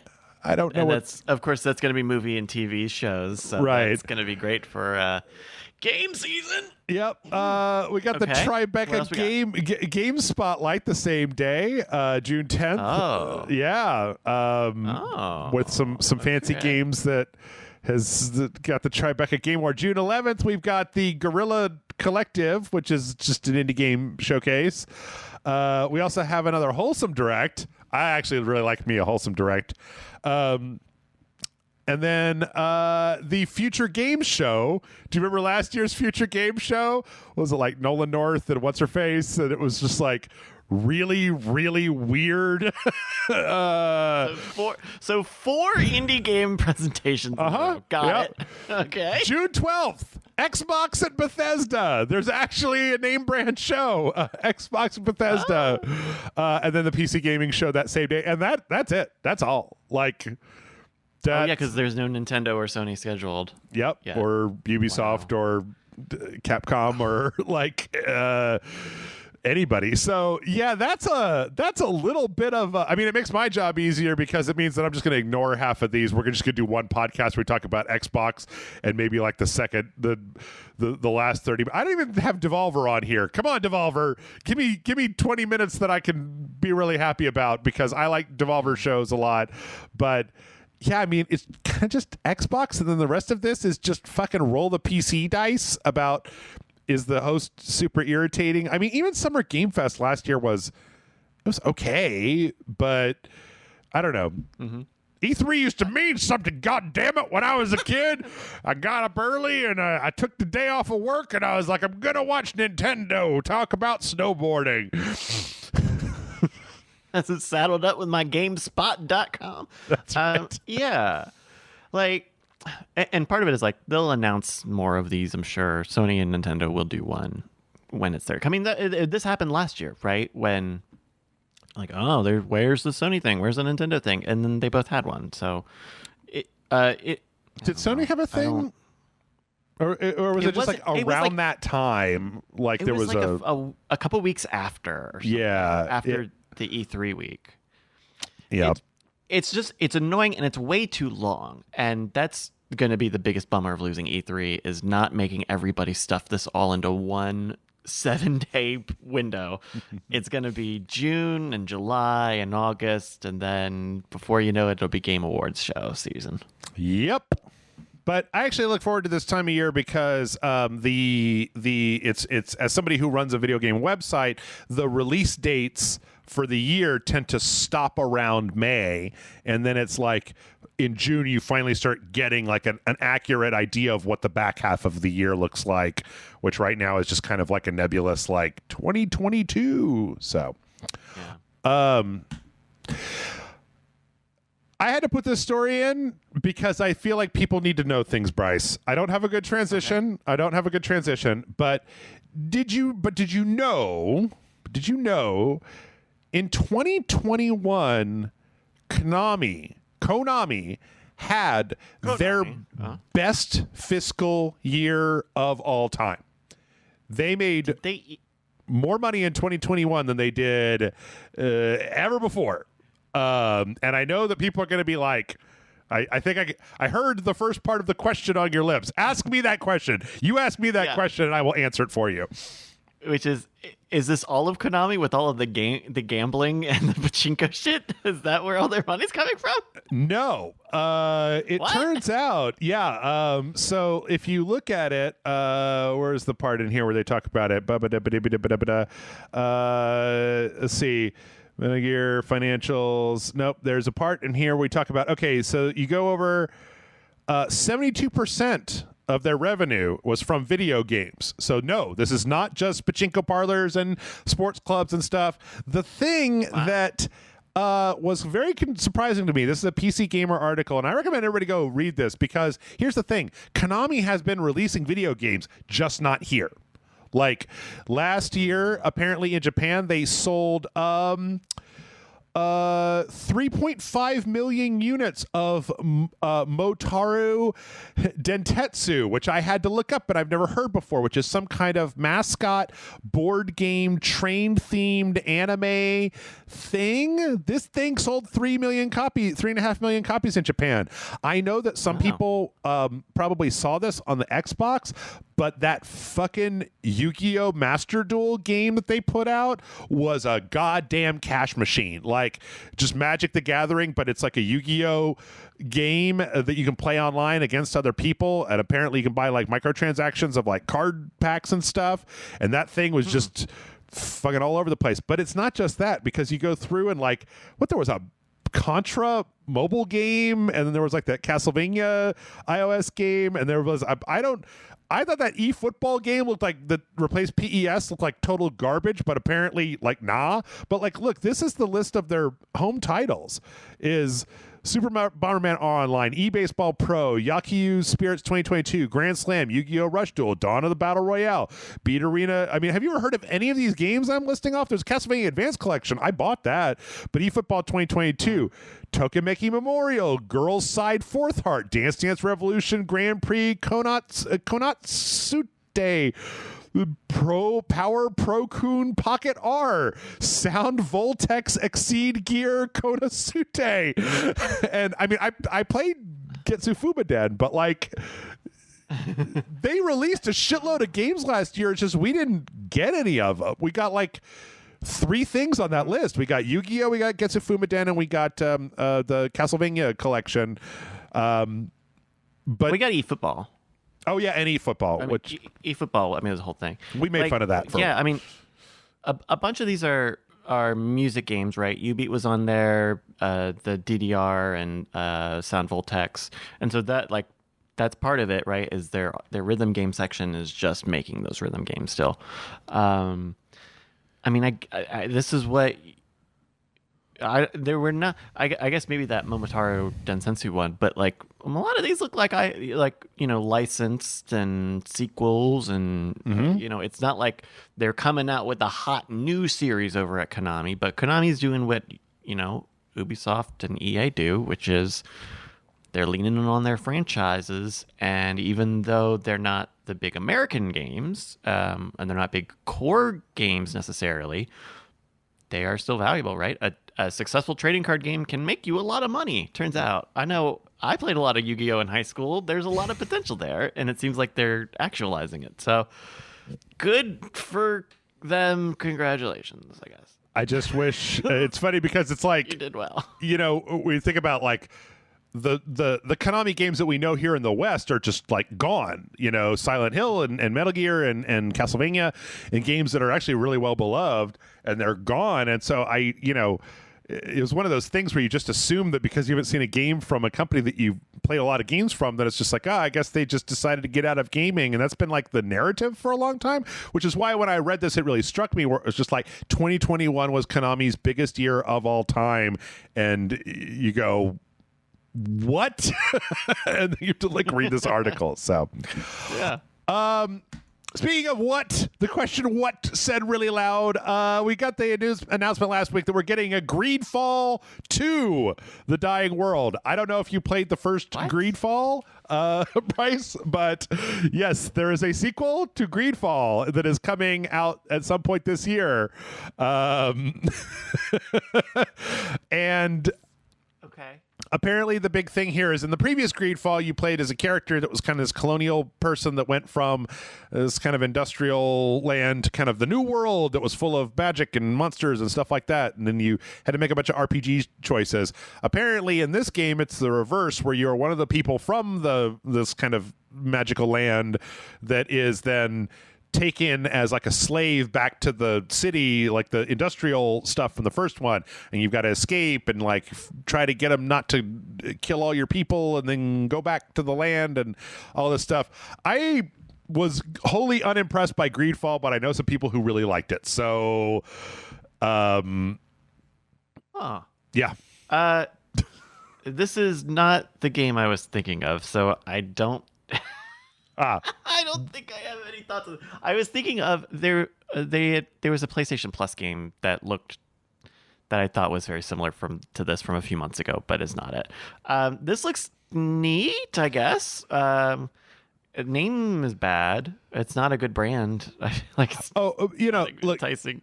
This is a spider's joint. So, we're talking like weird Eastern European middleware game. Published by Nacon, who suck, but they do publish a lot of stuff in Europe. So, I don't know. I had a friend who really liked this. It was kind of open world, Mass Effect meets kind of Assassin's Creed with this weird colonial flavor, plus magic as kind of a thing.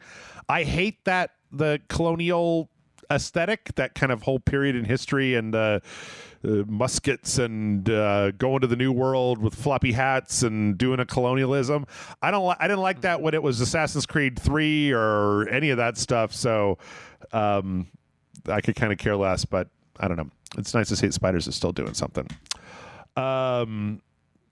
We got the news that what's much more important than that, though, much more important than Greedfall 2, is the fact that we are getting a spin-off to Dead by Daylight called Hooked on You that is a dating game. So if you want to date the horrible murderers from Hooked on You in a game made by the I Love You Colonel Sanders developers, you'll be able to do that later this year. Apparently, I read the whole article about this. The Dead by Daylight folks did a community poll and said, what kind of spin-off game would you like to play from Dead by Daylight? And it was overwhelmingly the votes were for a dating simulator. So we're getting a tongue-in-cheek dating simulator out of Dead by Daylight. I don't know. Bryce, you're making faces. What do you think? What do you think here? It's so strange to me. I don't know anything about Dead by Daylight, but what I do know, or certainly what comes across my plate, is that people fucking love this game, Jeff. People who fucking love the Dead by Daylight characters fucking really love them. They do. And so, like, I'm kind of two minds. Like, this is not for me. I get it. This is not. This is like a shock humor play, and this type of thing does not shock me. So it's a lot of not for me, but they've put a lot of effort into this. Like, they've got a lot of illustrations in this trailer. Like, it does, you could have done a very cheap version of this, and it kind of looks really polished. It's neat. Yeah. Is it going to be a full game? Yeah. Yeah. Have they ever made a full length? Like, I know that you said this is the Colonel Sanders dating developers, right? Mm-hmm. I love you, Colonel Sanders. Oh yeah. Like, I don't know. Do they end up making like full length games? I assume that was like a free 2-hour ad on Steam. Let's see. The developer looks like they've made a couple of other games, Camp W and Kismet, which don't seem like incredibly popular, but do seem like they're like actual honest to God video games. This one is kind of 3D fortune teller. Is this just a fortune teller? Oh, this is free. So this is just some kind of like proof of concept thing. Yeah, I don't know. Yeah.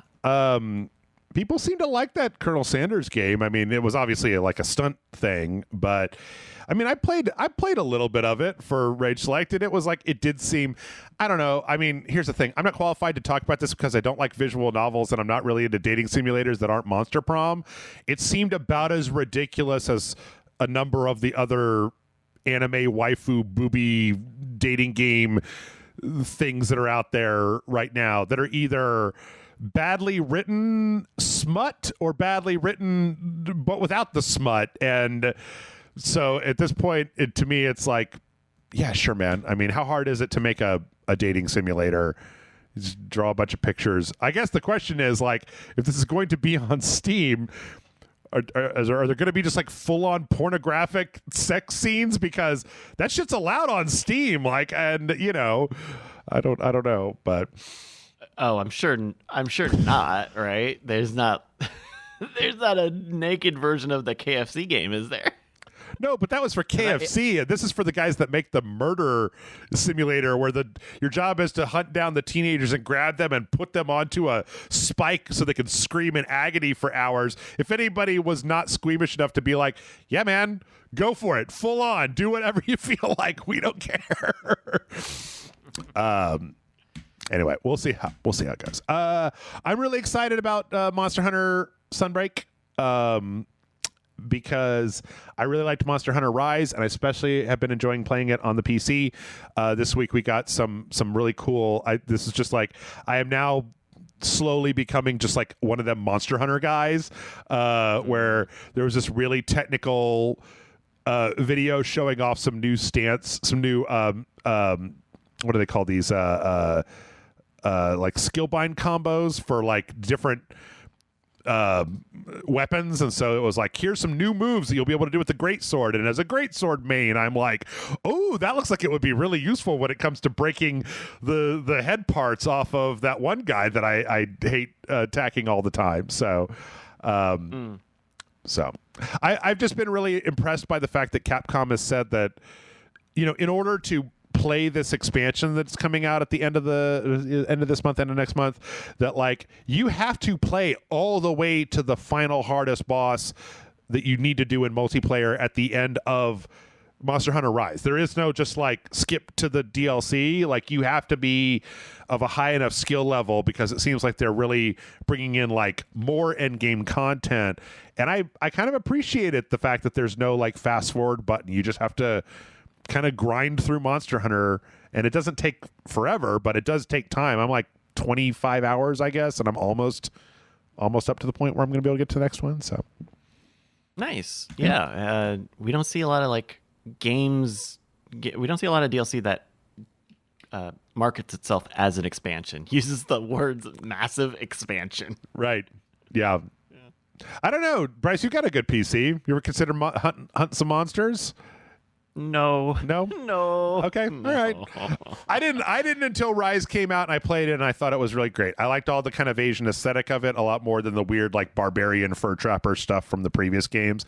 And then they did a lot to just like ultra streamline that game into a place where it's like super easy to play by yourself. There's a fully functional single player campaign, and then like more so than World. Was that the one before this? Is this a sequel to way World? more? Yeah, way more than World. Okay. Like they added the wire bug that lets you kind of like zip to different places so that it's easier to traverse places. You kind of just like zip line to the middle of nowhere. And then they also added there's a bunch of other stuff, but they also added the Palamutes, which are these big dogs that are like your companions and they'll fight with you, but you can also ride them around like horses.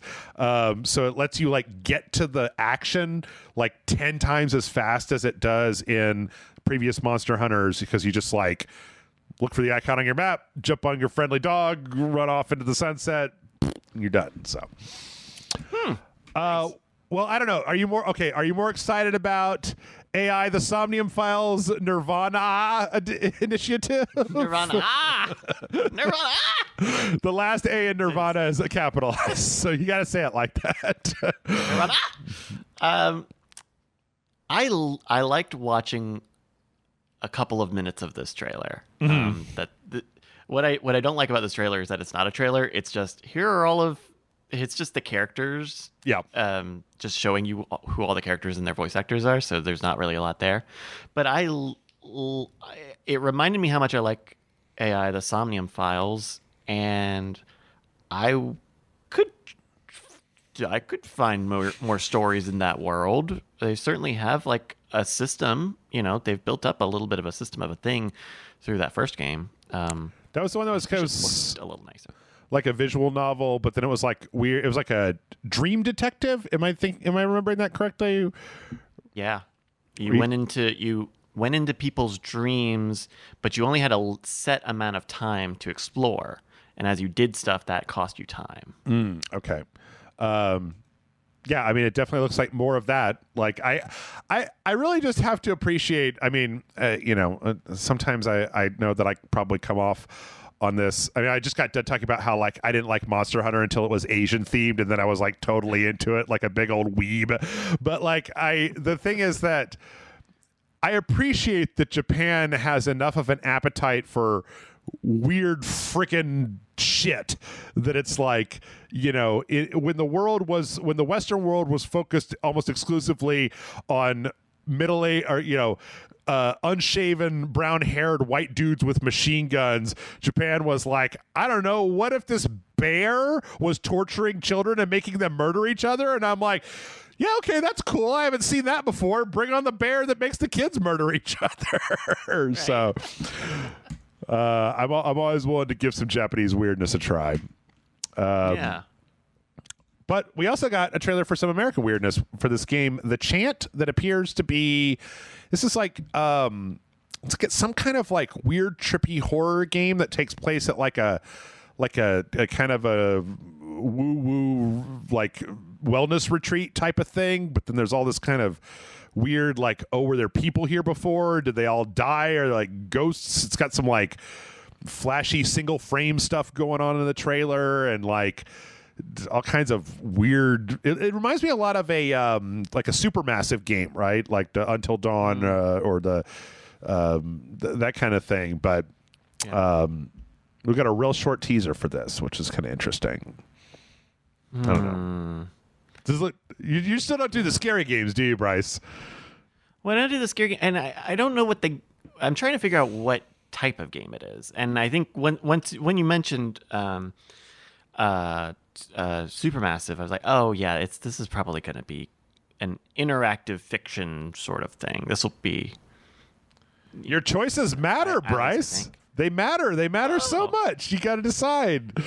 I would. This is my personal preference. I would rather have choices that don't do anything than have an amnesia game again, where you just have to run around and hide until the next piece of story happens. I don't know. This almost felt like a TV trailer. It's that like story heavy, and we don't see a lot of that this way. That's true. Very true. I almost managed to catch whatever that thing was. It flashes up on the screen for a second. If you use the period and comma buttons on YouTube, you can actually go frame by frame. Oh, there he is. There he is. Just an antler guy. As a white guy with antlers. Yeah. All right. What a letdown. We got the story trailer for Steel Rising. This is another Spider/Nacon joint. We actually had a full gameplay demo of this a little while back. This is the first time. This is the one that's like Dark Souls, but it's a clockwork lady in like a powdered wig in Paris. Did you get a chance to watch this trailer, Bryce? No, I missed this one. Okay. It's really fascinating because I've seen some gameplay of it where it's like this very kind of Clockwork Souls thing, but I had no idea what the fuck was going on in the world. And it appears that like the corrupt king has unleashed his clockwork robot armies onto like medieval Paris, and like then one like clockwork guy has made like an intelligent clockwork lady to overcome the tyrannical rule of the king by beating up all of the other clockwork guys with Dark Souls powers. But previously, up until this point, I don't think I'd seen a trailer for this that had people in it. I think it's the first time I've seen like clockwork and then also like regulars. They had a really rough gameplay trailer to this where I'm like, you guys just give me this footage. I will cut it in a way that makes this look more interesting than what you've done. Yeah. Okay. Yeah, that seems all right. I don't like historical period stuff as much. So. Yeah. But it looks inspired. It's at least weird. Again, that's what I like about Spiders is that they don't always make the best games, but they do just like pick a direction and go for it. Let's see. I gotta tell you, this was a late entry into this Star Trek Prodigy Supernova. This kind of action game based on that. It's just like a younger skewing Star Trek thing where all the teenagers have like they get a ship that's got the Janeway hologram on it, telling them how to get back home or whatever. Not a bad concept. I've heard some people say it's all right. I'm a little picky about my Star Trek. Boy, does this look like a boring third-person, like top-down action game. Like all the places where they got the spaceship flying around are pretty cool, but then you see what the actual game looks like, and it's like, oh, kind of just. Yeah, it looks kind of. I can't. I guess it's either meant to be like a brawler or a Diablo-y sort of ARPG sort of thing, which is fine. Yeah, Star Trek Prodigy is kind of for the family and younger demographics. So I don't know. There's space for easy, bright, colorful games. I mean, look at all the Lego stuff. If you were to tell me that this was them trying to do a Lego, any number of the Lego games, like, yeah, hey. Yeah. Go for it. Those games could be better too. Yeah. True.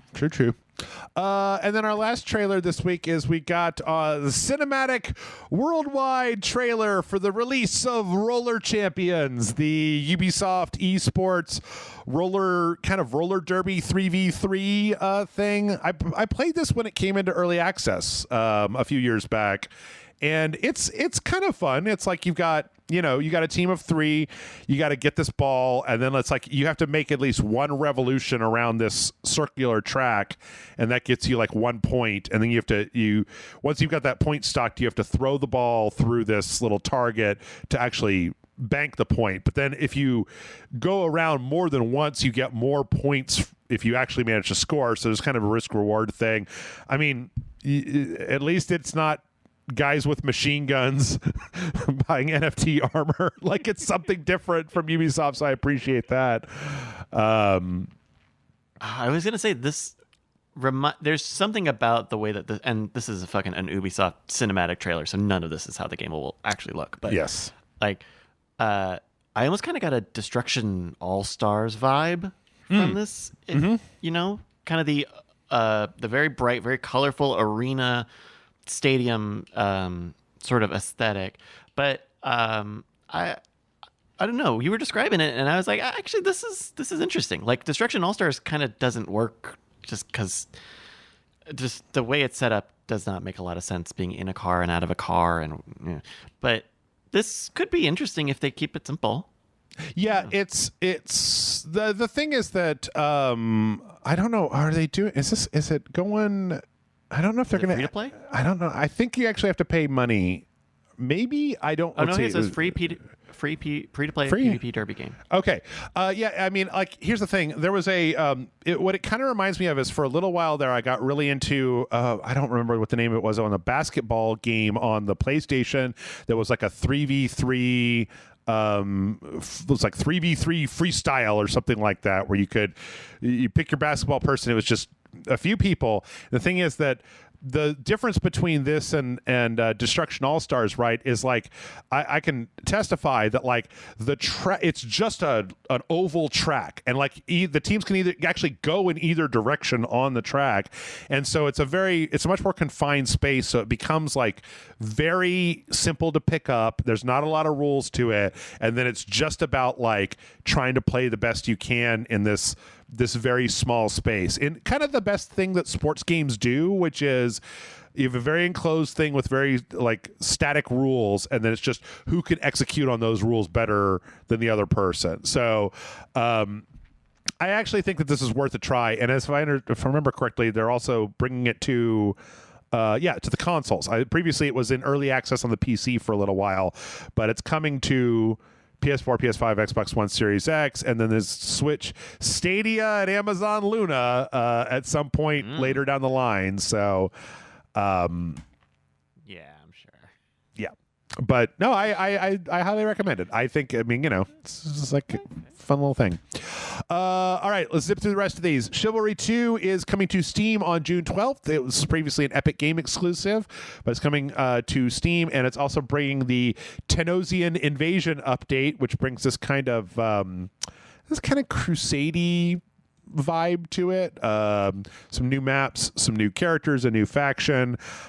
Chivalry 2 owns, and I love it because it's like a bunch of you and all your friends are just running to this point trying to destroy this checkpoint where there's a ballista or something, and there's like a dedicated button for just like yell, and so you're just like and you just die constantly. It's this brutal thing. I actually really like Chivalry 2 a lot, so if you're waiting for it to be on Steam, and also I'm sure that it'll probably be on sale in other places, go pick it up.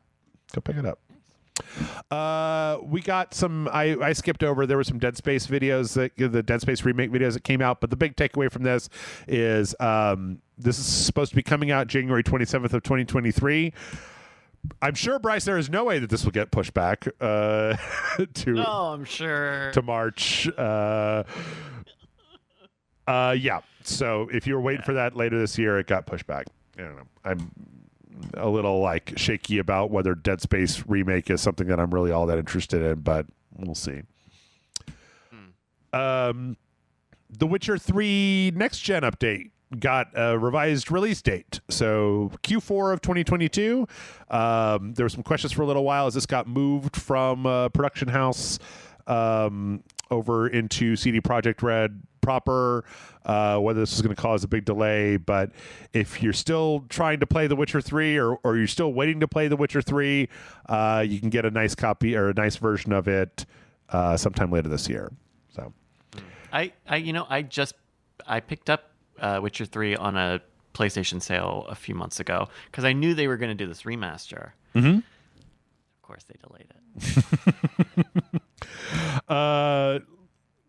Deathverse Let It Die, the weird battle royale sequel to Let It Die, is getting an open beta test this May. So who would have thought that there would have been a sequel to Let It Die?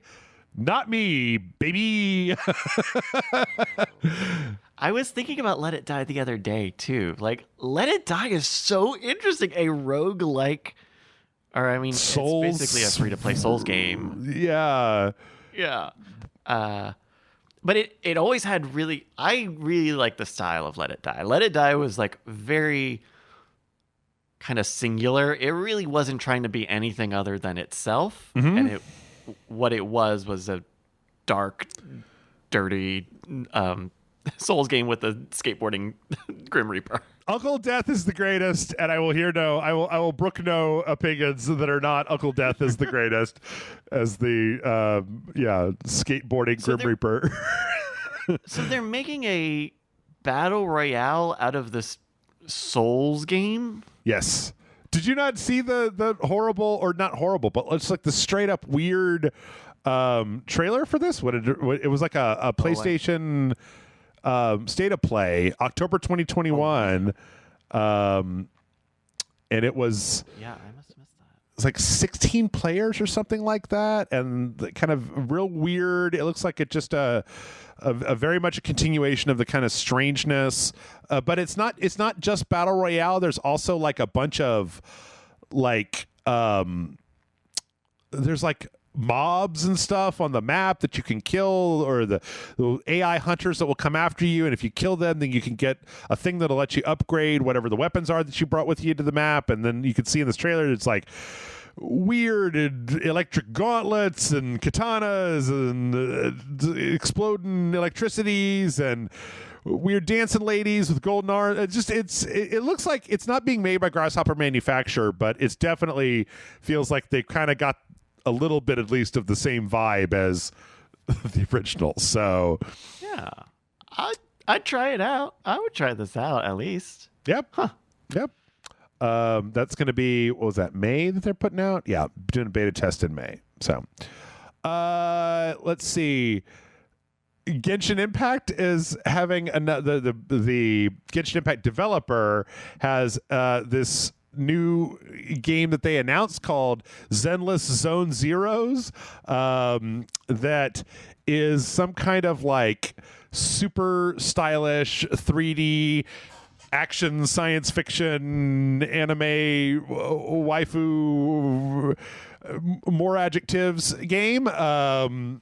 They show a little bit of it here later on, where they actually show that it looks like it reminds me a lot of like Scarlet Nexus, or something along those lines, except a little weirder.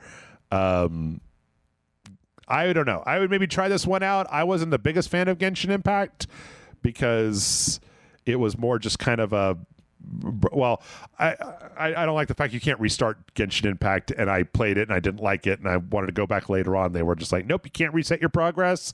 Tough noodles, pal. And I was like, oh wow, okay, well then go fuck yourself. I got plenty of games to play, but I like the cinematic for this. Like, yeah, it looks neat. I don't know. It's very flashy. I would want to see a little more of how it like looks in action, but I think it looks very similar to what Genshin Impact is, which is having a lot of colorful characters and a lot of gameplay mechanics. I tell you what, it looks a lot like a Arc System Works game. Like, it reminds me between the characters and the way that the action is of like this was like Blaze Blue Online. I'd be like, oh yeah, no, that makes perfect sense. They even have like some of the like, you're kind of like at a fighting game distance, and then it punches in for the special, and then it punches wide out because they've got the big, like, even that little bit of animating and cinematography looks like one of those Arc games too. Yep. Let's see. And then just to finish up, unfortunately, I should have put this with the other delays, but Kerbal Space Program 2 has now been delayed out to early 2023. This is, I think, I'm very, very nervous about Kerbal Space Program 2 because of the whole thing where they axed that company to poach most of their developers internally to Take-Two to make this. Also, Kerbal Space Program as a game is like the epitome of a good early access story where we just, kept adding and refining and updating. And this month we're adding these new ship types and these new things. And the idea that, like, I think that this kind of game worked better in that iterative fashion than in this whole just like, I mean, I don't know. I think there's a limit to how big the launch of Kerbal Space Program 2 can be, and I think that this is a game that is better building momentum over time, like a Minecraft or KSP1, than of just like a big like, hey, here's our big Q4 financial quarter release before the year is up. We're putting out Kerbal Space Program 2. Aren't you all gonna buy it? And it's like, well, some of us are, but I don't think there's anything you do to get a lot of new players into Kerbal Space Program 2, unfortunately. I don't know. I don't know. I don't know that you can. I don't know that they would repeat the same success if they went early access. I feel like if the whole thing is that it's been a while since we've had a new Kerbal, and they've got Take-Two money or what have you, then I think as a potential consumer, I would go like, well, it's the full price problem. It's like, you want me to pay full price for this game, and is it going to be done yet, or is it going to be a long thing? And I think bringing more to the plate is better. I think just in general, I think if this game is more done than not when it comes out, I think that's better than letting it be. Trying to be Kerbal 1 again, because I don't think they can be. They won't be. Maybe. We'll see how it goes. And then last, we have a trio of videos here that is, I assume, the beginning of a new fad on the internet, which is let's take old games and make them in Unreal Engine 5. We had one that was a Need for Speed 3 Hot Pursuit, which is like 20 years old. Like, this is like I think it was like a PlayStation 2 game, right? Like, it was on the PC and the PlayStation 2. Here, let me just because they named a bunch of games Hot Pursuit. Yes, I guess that is the original Hot Pursuit. Oh, this is PlayStation 1 and Windows 1998. Is that the right one? Is that it? Need for Speed 3 Hot Pursuit, I believe. Yeah. Or wait a minute, maybe it's something different. Let's say because they've had a bunch of games called Hot Pursuit, including recently. Because like that cover art, that's the okay. So Jeff, this is the tough thing when I was reading these is that so much of these are fucking not real. Oh yeah, none of them are real. But right. Like, I think this is the 2010 Hot Pursuit. Oh, okay. Yeah, that makes more sense. But basically, it's just like, hey, they dumped the assets into Unreal Engine 5 and kind of let the ray tracing do some nicer lighting and coloring techniques and stuff. I was actually thinking the other day how it's interesting, the idea of thinking, I was thinking about it when we were talking about the RTX cards, about AI applications of being like, is there a way to basically start taking anything that was made in a previous Unreal Engine and then like handing it into an AI to be like, okay, I want you to take a first pass at like, can you identify that this is foliage? Okay, can you use some of the foliage techniques from Unreal Engine 5 to spruce this up a little bit? Can you see that this is a road? Can you look at like using some of these techniques to integrate like road stuff? Because I mean, at the very end of this video, they show just like actually some of the programming hooking stuff up in Unreal Engine 5, and it's, I don't know, I'm really excited about the potential opportunities of Unreal Engine 5 being able to, I'm so used to the idea of a new engine comes out and it's going to make everything moving forward look good, and I've never thought as much about the idea of using the new engines to make older games look better, look more modern. Now, obviously, the end result here is still rough around the edges, right? Like, it's not a finished thing or anything, but I don't know. You seem skeptical, like, Bryce. Okay, so I watched. I don't know if you included one for Cyberpunk. Someone had done what would Cyberpunk look like in Unreal Engine 5? Yes. And, yes. Unless I'm jumping the gun here, but no, it's fine. We're at the end here. We got minutes left to go here. So, but yeah, this. Look at this. We're watching. Like, you played Cyberpunk, right? Yes.